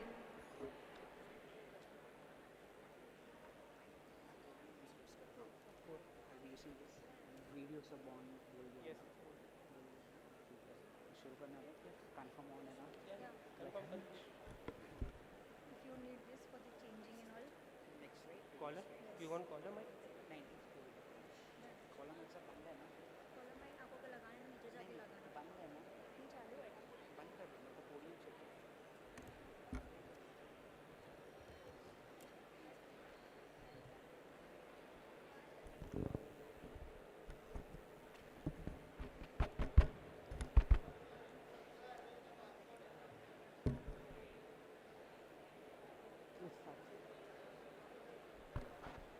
Good afternoon, everyone. Now,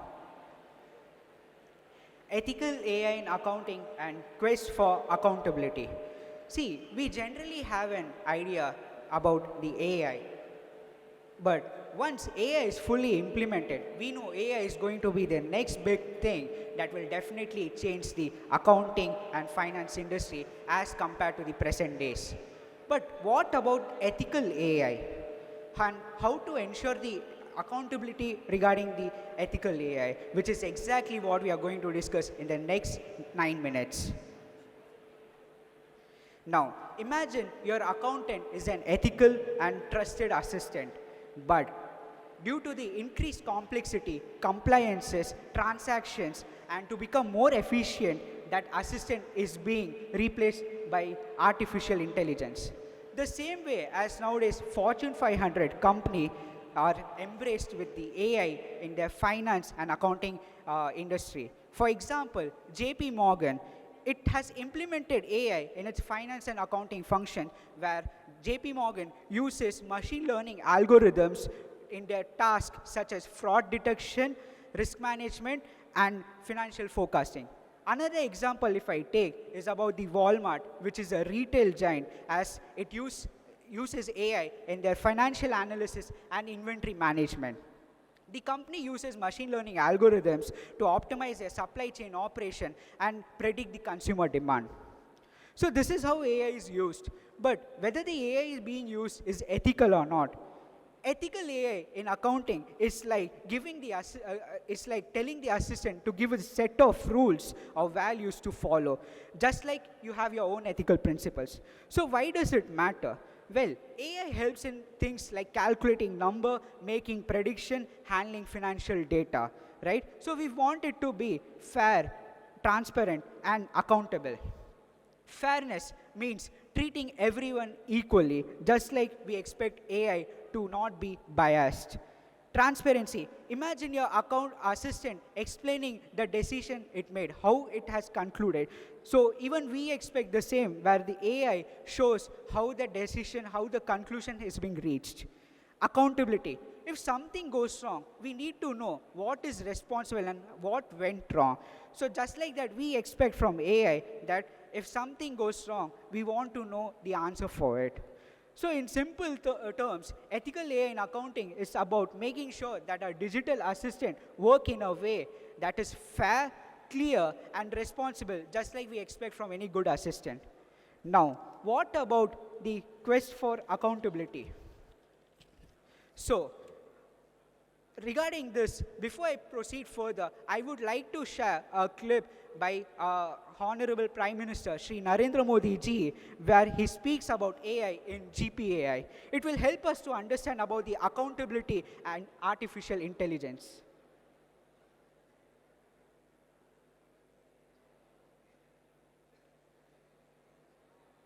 Speaker.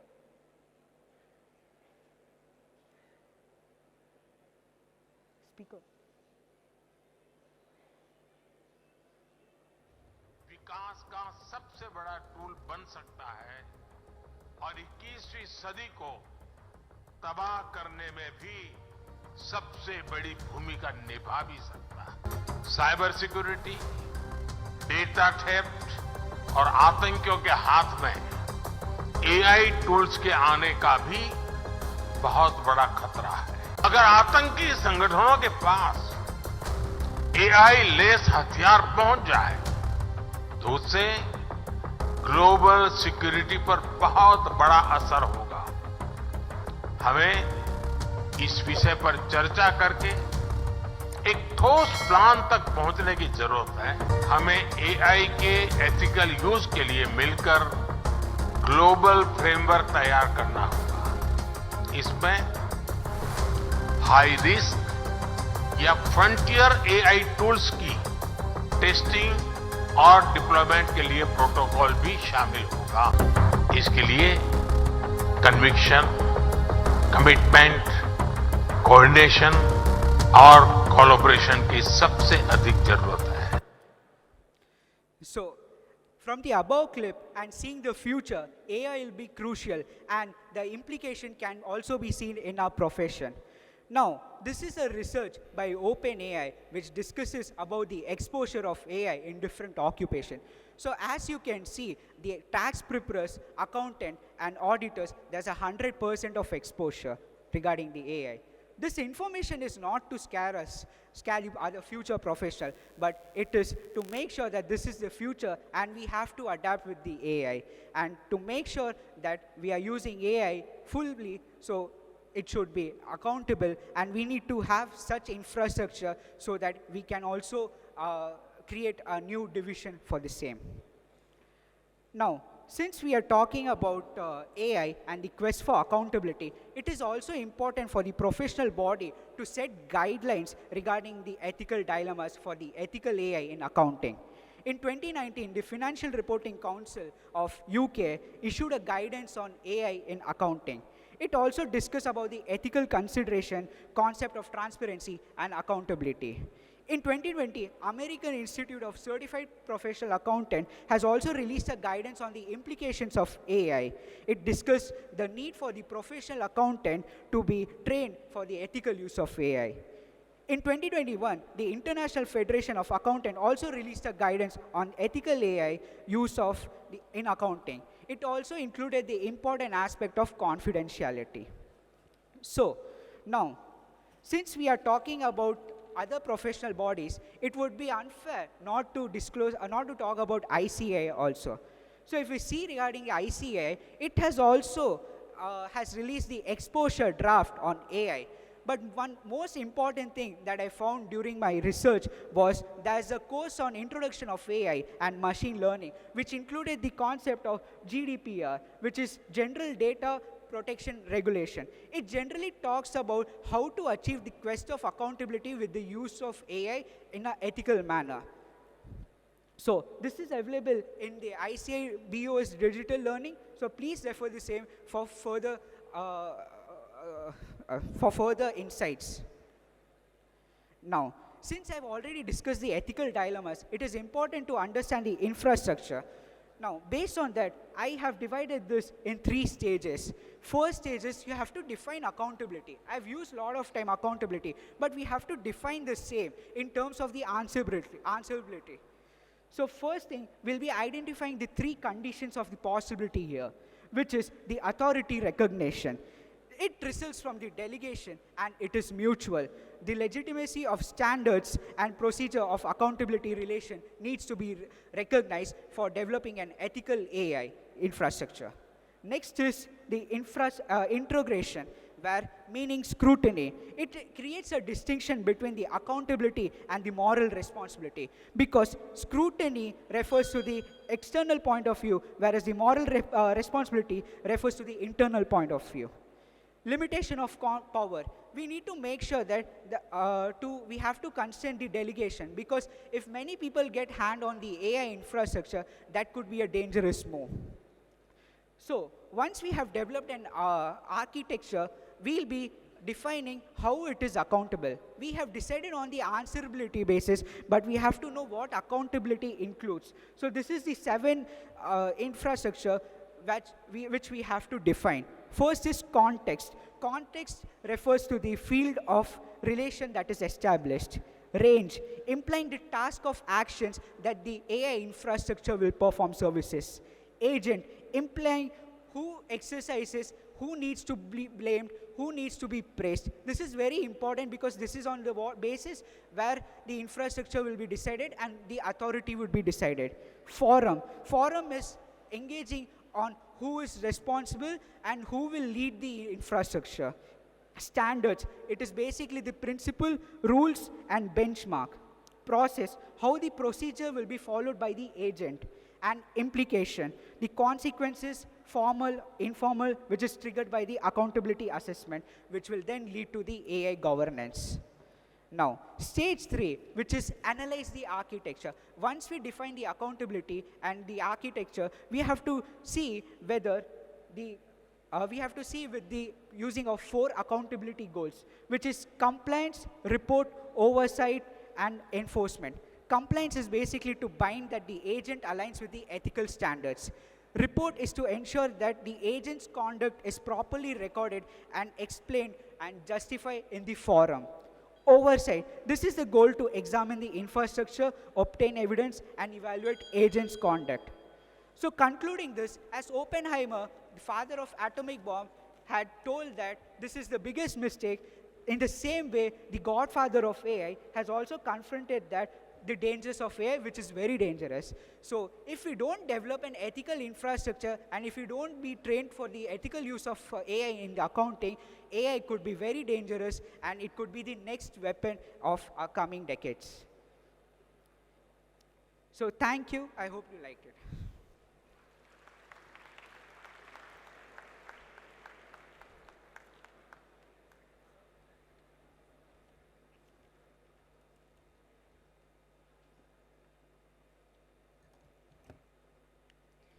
Thank you, Ayush, for sharing some useful insights.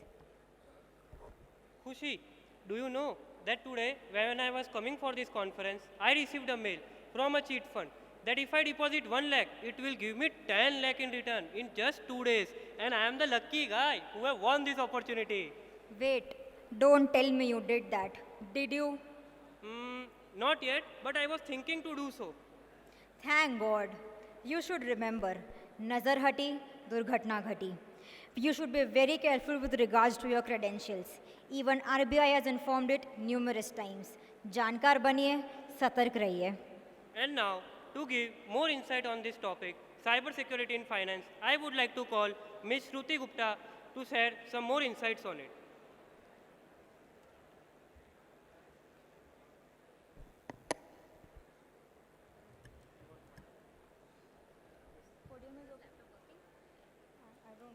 I don't think so. You don't want this mic, right? Or should I take? Just आगे and पीछे. And this one is nothing. This might be the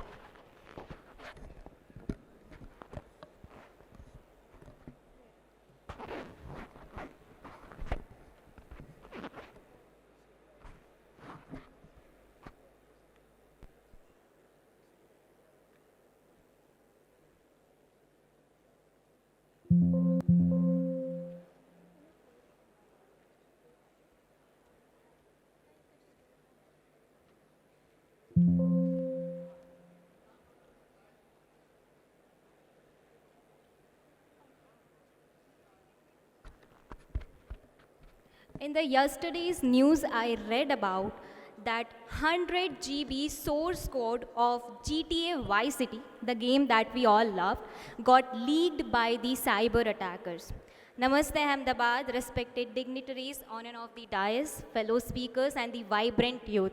My name is Shruti Gupta from Gurgaon, and today I welcome you to this journey of cyber security in finance beyond defensive to a proactive resilience approach. This is the live number of attacks that are happening right now when this conference is going on. You might think that World War I fought with swords and bullets. You might think that World War II fought with bombs and missiles. But now imagine one day you woke up and realized that your phone is dead. There's zero money in your bank account, there's no electricity in the room, and there's no water coming out of the tap. Well, this imagination may soon become a reality, and this is high time that we should talk about cyber war, the next World War III. In the words of Michael Chertoff, I quote, that today the biggest threat to our nation's security may not come from bombs or missiles, but can come from keyboards and screens, I unquote. You know, in the world of information age gap, the cyber war has evolved. The battlefields has changed, and a new war, that is cyber war, has taken over. All the news headlines today has been flooded with cyber attacks. In the recent Russia-Ukraine war, Russia attacked Ukraine's top leading mobile company, that is Flystar, and leading to a non-operation of mobile services in Ukraine. And not only that, Russia had a Ramcom attack on Ukraine's to generate fraudulent documents just to have Ukraine's approval in the NATO summit. And even in the recent Israel-Hamas war, Israel attacked Iran's fuel station, in which out of, they had 3,800 fuel station, in which out of 70% fuel station got non-operation. And even Iran, Hamas attacked Israel's government sites and departments, leaking a lot of confidential data. And how can we forget our very friendly neighbor China? China recently attacked US in various infrastructure, and recently we had an attack on our Ames Delhi, in which a lot of threat was given by cyber attackers, Chinese attackers, to leak the sensitive information of health in our country. And recently our ISRO even got attacked, which is a tech-savvy nation. ISRO got attacked during the launch of Chandrayaan-2. They got malware attacks to leak the confidential information. But wait a minute. Why are we talking about finance specifically in cybersecurity? Let's see. When we talk about finance and a risk is a function of three variables, threat, vulnerability, and consequences. When we talk about threat, the finance sector is specifically targeted mostly by cyber attackers, and it is being reported in the BlackBerry report. When we talk about vulnerability, vulnerability is high in finance because it involves transaction of money and it is interconnected with a lot of departments. And finance sector actually shares the largest number of cyber attacks as per the data of 2022.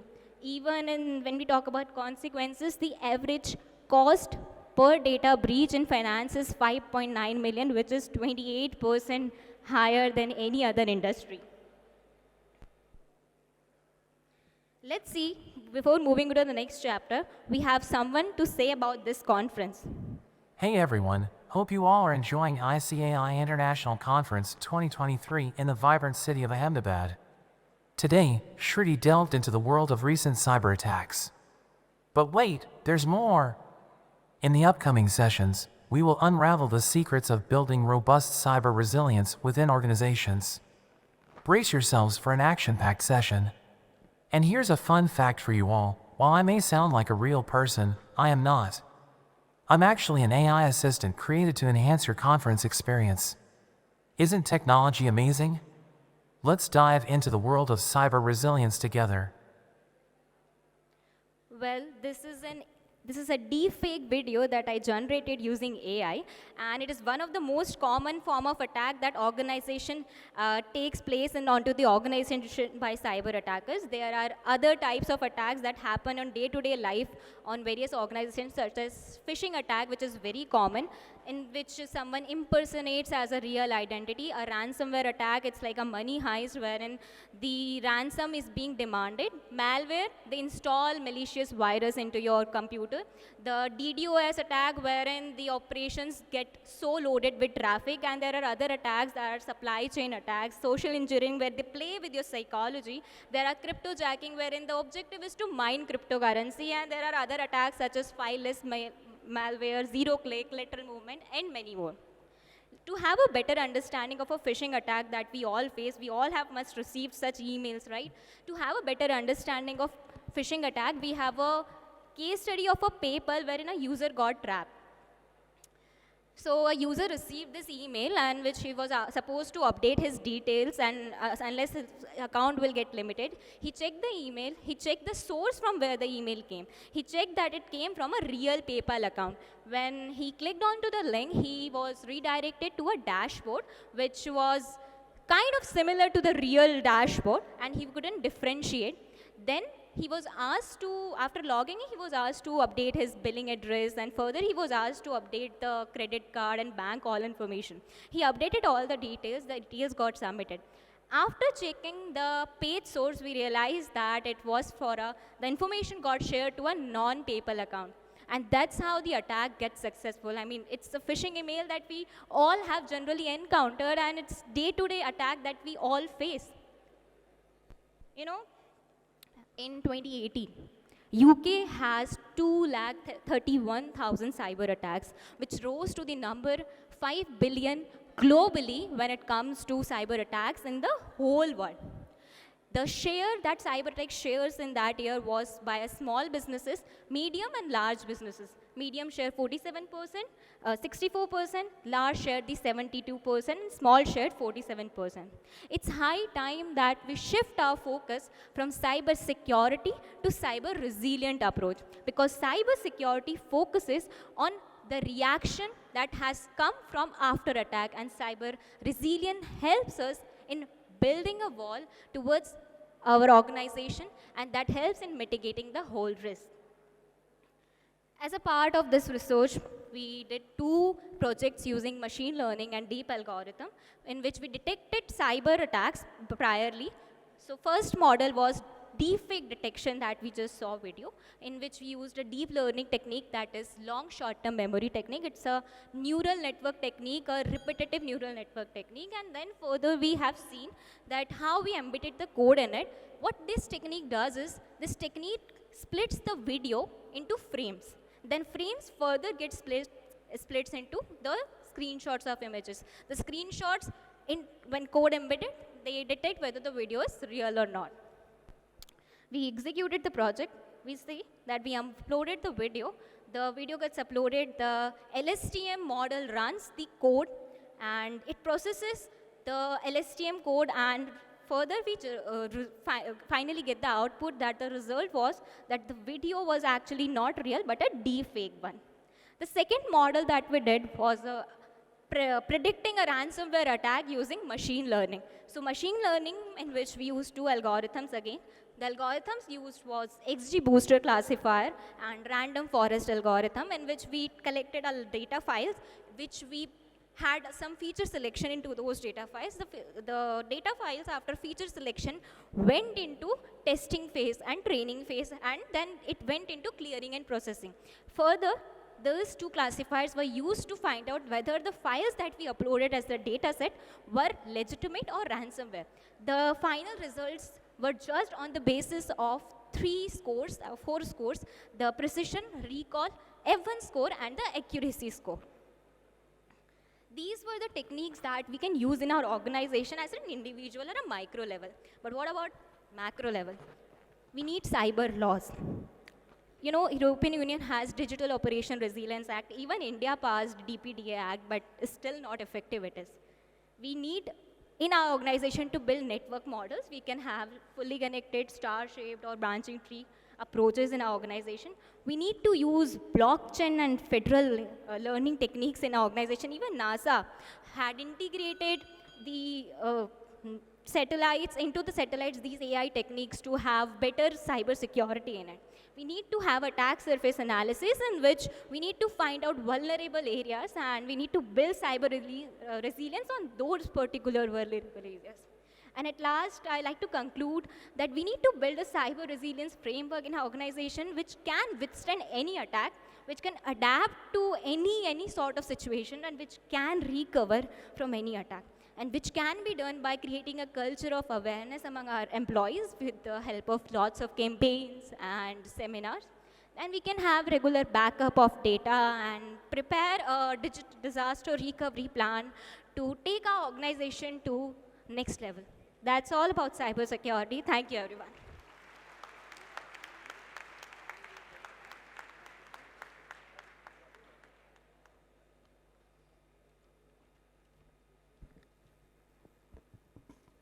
Thank you, Shruti, for such an informative presentation. Now, I would like to call Central Council member CA Rohit Ruvatia Agrawal, sir, from the Pink City. A huge round of applause for this, sir.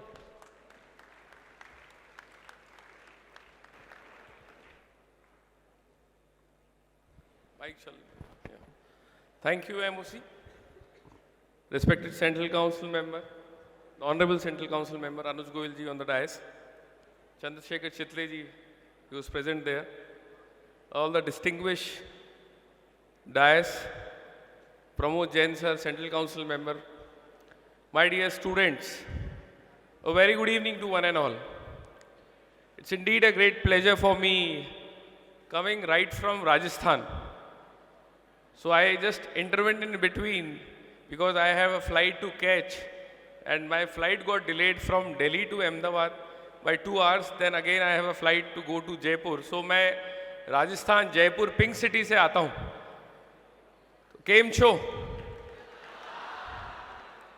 So I'll not take much of your time. I'll just share 2-3 points. Presently, I am the chairman of Career Counseling Committee at the Institute and vice chairman of Committee for Members in Industry and Business. Career counselling committee के अंदर हम लोग students जो हमारे CA course में आए नहीं है उनके बीच में जाके हम लोग काम करते हैं और I can connect and I can very much relate. जब मैं वहाँ जाता हूँ तो मुझसे पूछते हैं कि सब सीए बनने के बाद में क्या होगा. तो आप लोगों के मन में भी ये बात रहती होगी कि सर सीए बनने के बाद में क्या करेंगे. Many of the students have decided कि हम लोग सीए क्यों कर रहे हैं, क्योंकि उन्होंने किसी ऐसे व्यक्ति को देखा अपने जीवन में जिससे वो मोटिवेटेड फील करते हैं और फिर सीए करने के लिए जाते हैं. But friends, I must tell you, दिल से जिस चीज़ को आपको अच्छा लगे, उस चीज़ को करने में अगर मज़ा आए, उसी में अपना करियर बनता है. This profession is a curriculum, is a course जो हम चुनते हैं कि हम एक क्वालिफाइड प्रोफेशनल बनना चाहते हैं. इसलिए हम चार्टर्ड अकाउंटेंसी करते हैं. But during your journey to the CA profession, the kind of learning you get during your training, तो आप इस चीज़ को समझें और अपने आप के अंदर इम्बाइब करें कि किस तरीके से हम अपने आप को खुश रख सकते हैं. Because a lot of opportunities comes during your training, right from digital analytics, cyber securities, forensic. Because पहले नंबर्स और ऑडिट की बात होती थी, but today the time has change. We are living in the global world. Bharat $4 trillion economy बनने जा रहा है और अगले 25 साल में माननीय प्रधानमंत्री जी कहते हैं कि हम एक विकसित भारत होंगे, the developed country in the country, और विदाउट प्रोफेशनल्स हम लोग ये संभव नहीं है. तो आप सब लोगों का योगदान उसमें अत्यंत आवश्यक है. मैं अपनी बात को ज़्यादा नहीं लेके जाऊंगा, बट 2 बात आप सबसे कहूँगा. आप सब लोगों का, बहुत सारे बच्चों का रिजल्ट आने वाला होगा जनवरी के अंदर. लास्ट टाइम मेरा ऐसे एक सेशन में जाना हुआ और उस समय कॉन्फ्रेंस का जिस दिन रिजल्ट आया उसी दिन कॉन्फ्रेंस थी. और आप लोग फॉर्चुनेट है कि अभी 6-7 दिन है, 10 दिन है जब तक रिजल्ट आएगा. बट वहाँ पे एक बच्चा आया और मुझे बोला कि सर मेरा तो नसीब ही खराब है, मैं फेल हो गया. तो मैंने उसको बोला, वही बात आप सबसे शेयर करूँगा कि मैंने कहा नसीब उस व्यक्ति का खराब है जिसका शरीर काम नहीं करता. जब तक आपकी जबान काम करती है, आपके हाथ काम करते हैं, आपका अंग काम करता है, शरीर काम करता है, तब तक आपके नसीब बढ़िया है. नसीब उस व्यक्ति के खराब है जो घर से निकला और उसका एक्सीडेंट हो गया और वो चलने लायक ना रहा. नसीब उस व्यक्ति का खराब है जिसका शरीर काम नहीं दिया, जिसको कोई बीमारी लग गई. इसलिए जो व्यक्ति शारीरिक रूप से फिट है वो इस परिणाम की चिंता ना करे, क्योंकि वो परिणाम जो है वो कहीं ना कहीं हमारी दिशा तय करता है. तो इसलिए अपने आप को मोटिवेटेड रखें, अपने आप को आगे की दिशा में बढ़ाएं. मैं आप सब लोगों को इस इंटरनेशनल कॉन्फ्रेंस की, स्टूडेंट इंटरनेशनल कॉन्फ्रेंस जो अहमदाबाद में हो रही है, उस सब के लिए ऑर्गेनाइजर्स को, अहमदाबाद ब्रांच को, बोर्ड ऑफ स्टडीज़ को, SSEB को और SSEB की पूरी टीम को बहुत बहुत बधाई देना चाहता हूं कि इस भव्य आयोजन में उन्होंने मुझ जैसे व्यक्ति को एक मौका दिया कि मैं आप सब लोगों के बीच में आके बोल पाया और बता पाया कि मेरे दिल में क्या है. आप सब लोग, ये प्रोफेशन है. Just for 30 minutes I am here. Thank you very much. जय हिंद, जय भारत, जय ICAI.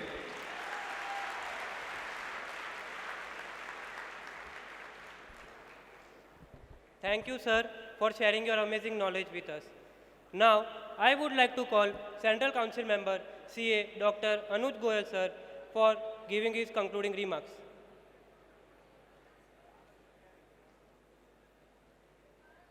A huge round of applause for sir.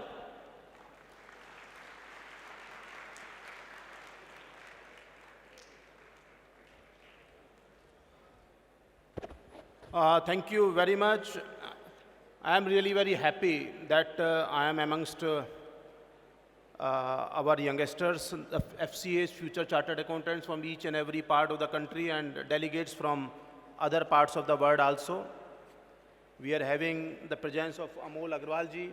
Time is very, very limited, but in spite of that, I will request after me 5 minutes, Amol Agrawal ji can speak with all of us. We are having the presence of Pramod Jain sir, our Honorable Central Council member, and from SSEB, we are having senior officials present here, respected, very, very prominent paper presenters on the dais, and of course off the dais also. Today and for tomorrow also, we are having n number of paper presenters and dear friends. I am really very happy. We are having, of course, two very, very prominent jury members, Ajit C. Shah ji and Sandeep Kamdar ji.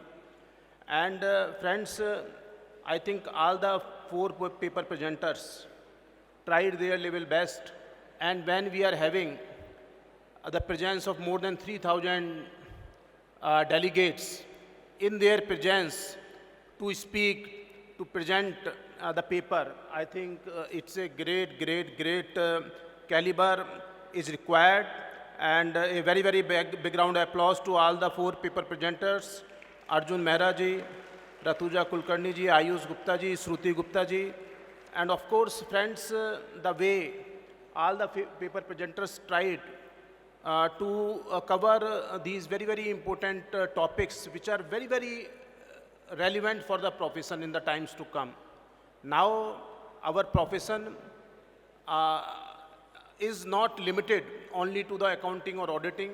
I think information technology is supposed to play a very, very great role, and how the members of the Institute of Chartered Accountants of India, the future Chartered Accountants, all of you can try to see that how we can have the best of the expertise. Arjun, of course, try to represent the role of augmented and virtual reality in financial analysis. Rutuja Kulkarni, NFTs, crypto, collectibles, and the future of the asset valuation. And then Ayush Gupta, ethical artificial intelligence in accounting and quest for accountability. And Shruti, cyber security finance beyond defense to proactive resilience. I think all of them tried their level best to see that how they can communicate to all of you that all the chartered accountants, the future chartered accountants are supposed to have the best of the knowledge of the technology so that as a chartered accountant we can deliver the goods as per the expectations of the society, as per the expectations of the regulators, and as per the expectations of the entire world. And friends, all of you are very, very young. India is the youngest country in the world.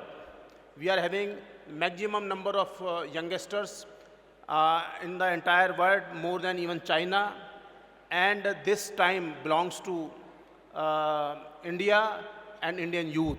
So I'm quite confident that all of you will certainly see that how you can put your 100% to see that how our old glory of our India. India was Sone ki Chidiya. Jain Sahab, we were having more than 67% GDP of the entire world.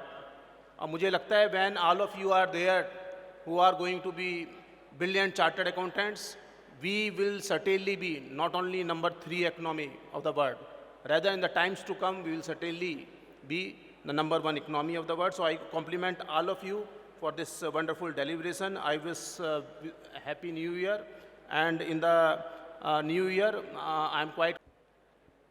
To Shri Amol Agarwal sir.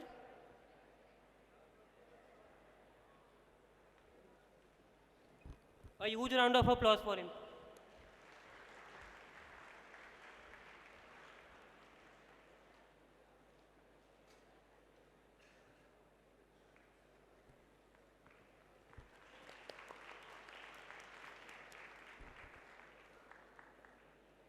To CA Dr. Anuj Goyal sir.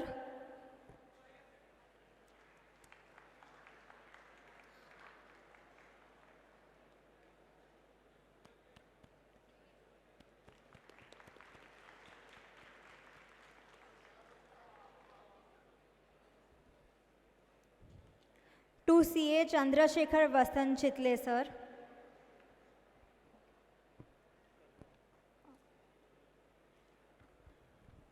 And now, I would like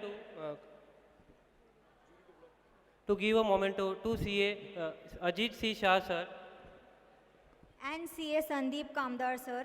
We would request you to come on the dais. नहीं sir, आप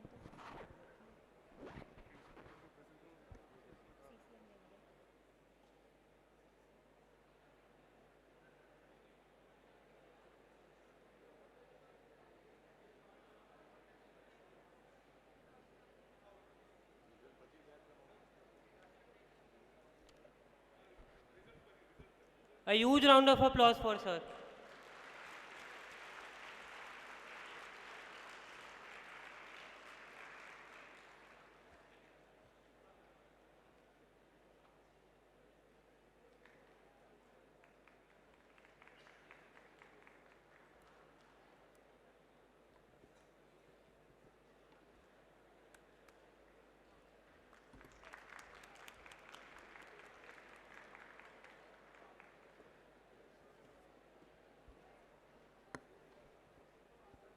Now, I would request CA Dr. Anuj Goyal sir to present a memento to Mr. Arjun Mehra and to Ms. Rutuja Rahul Kulkarni.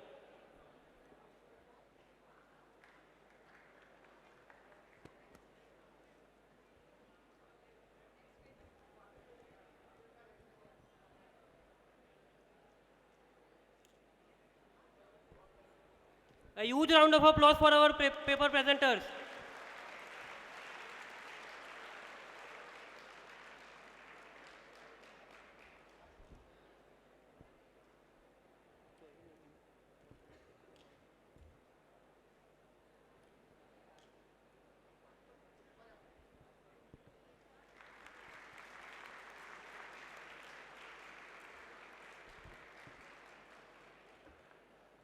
I would like to request Shri Amol Agrawal sir to present mementos to Mr. Ayush Gupta and Ms. Shruti Gupta.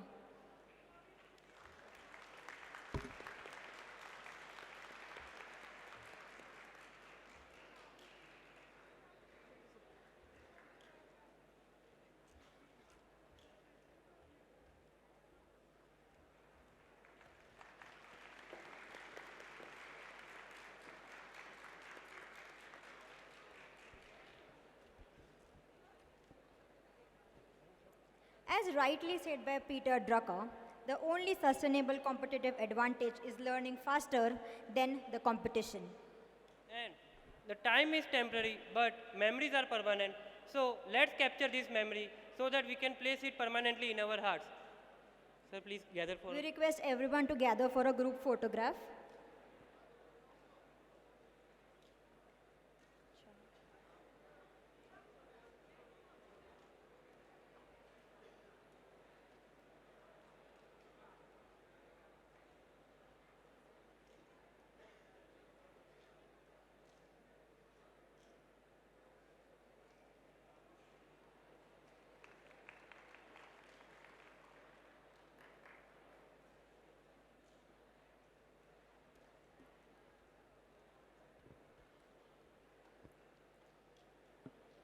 So let's pick up our digital pens and write a story of progress, inclusion, and prosperity for generations to come. Now we would like to hand over to the MOCs of next session to take the conference forward. Thank you.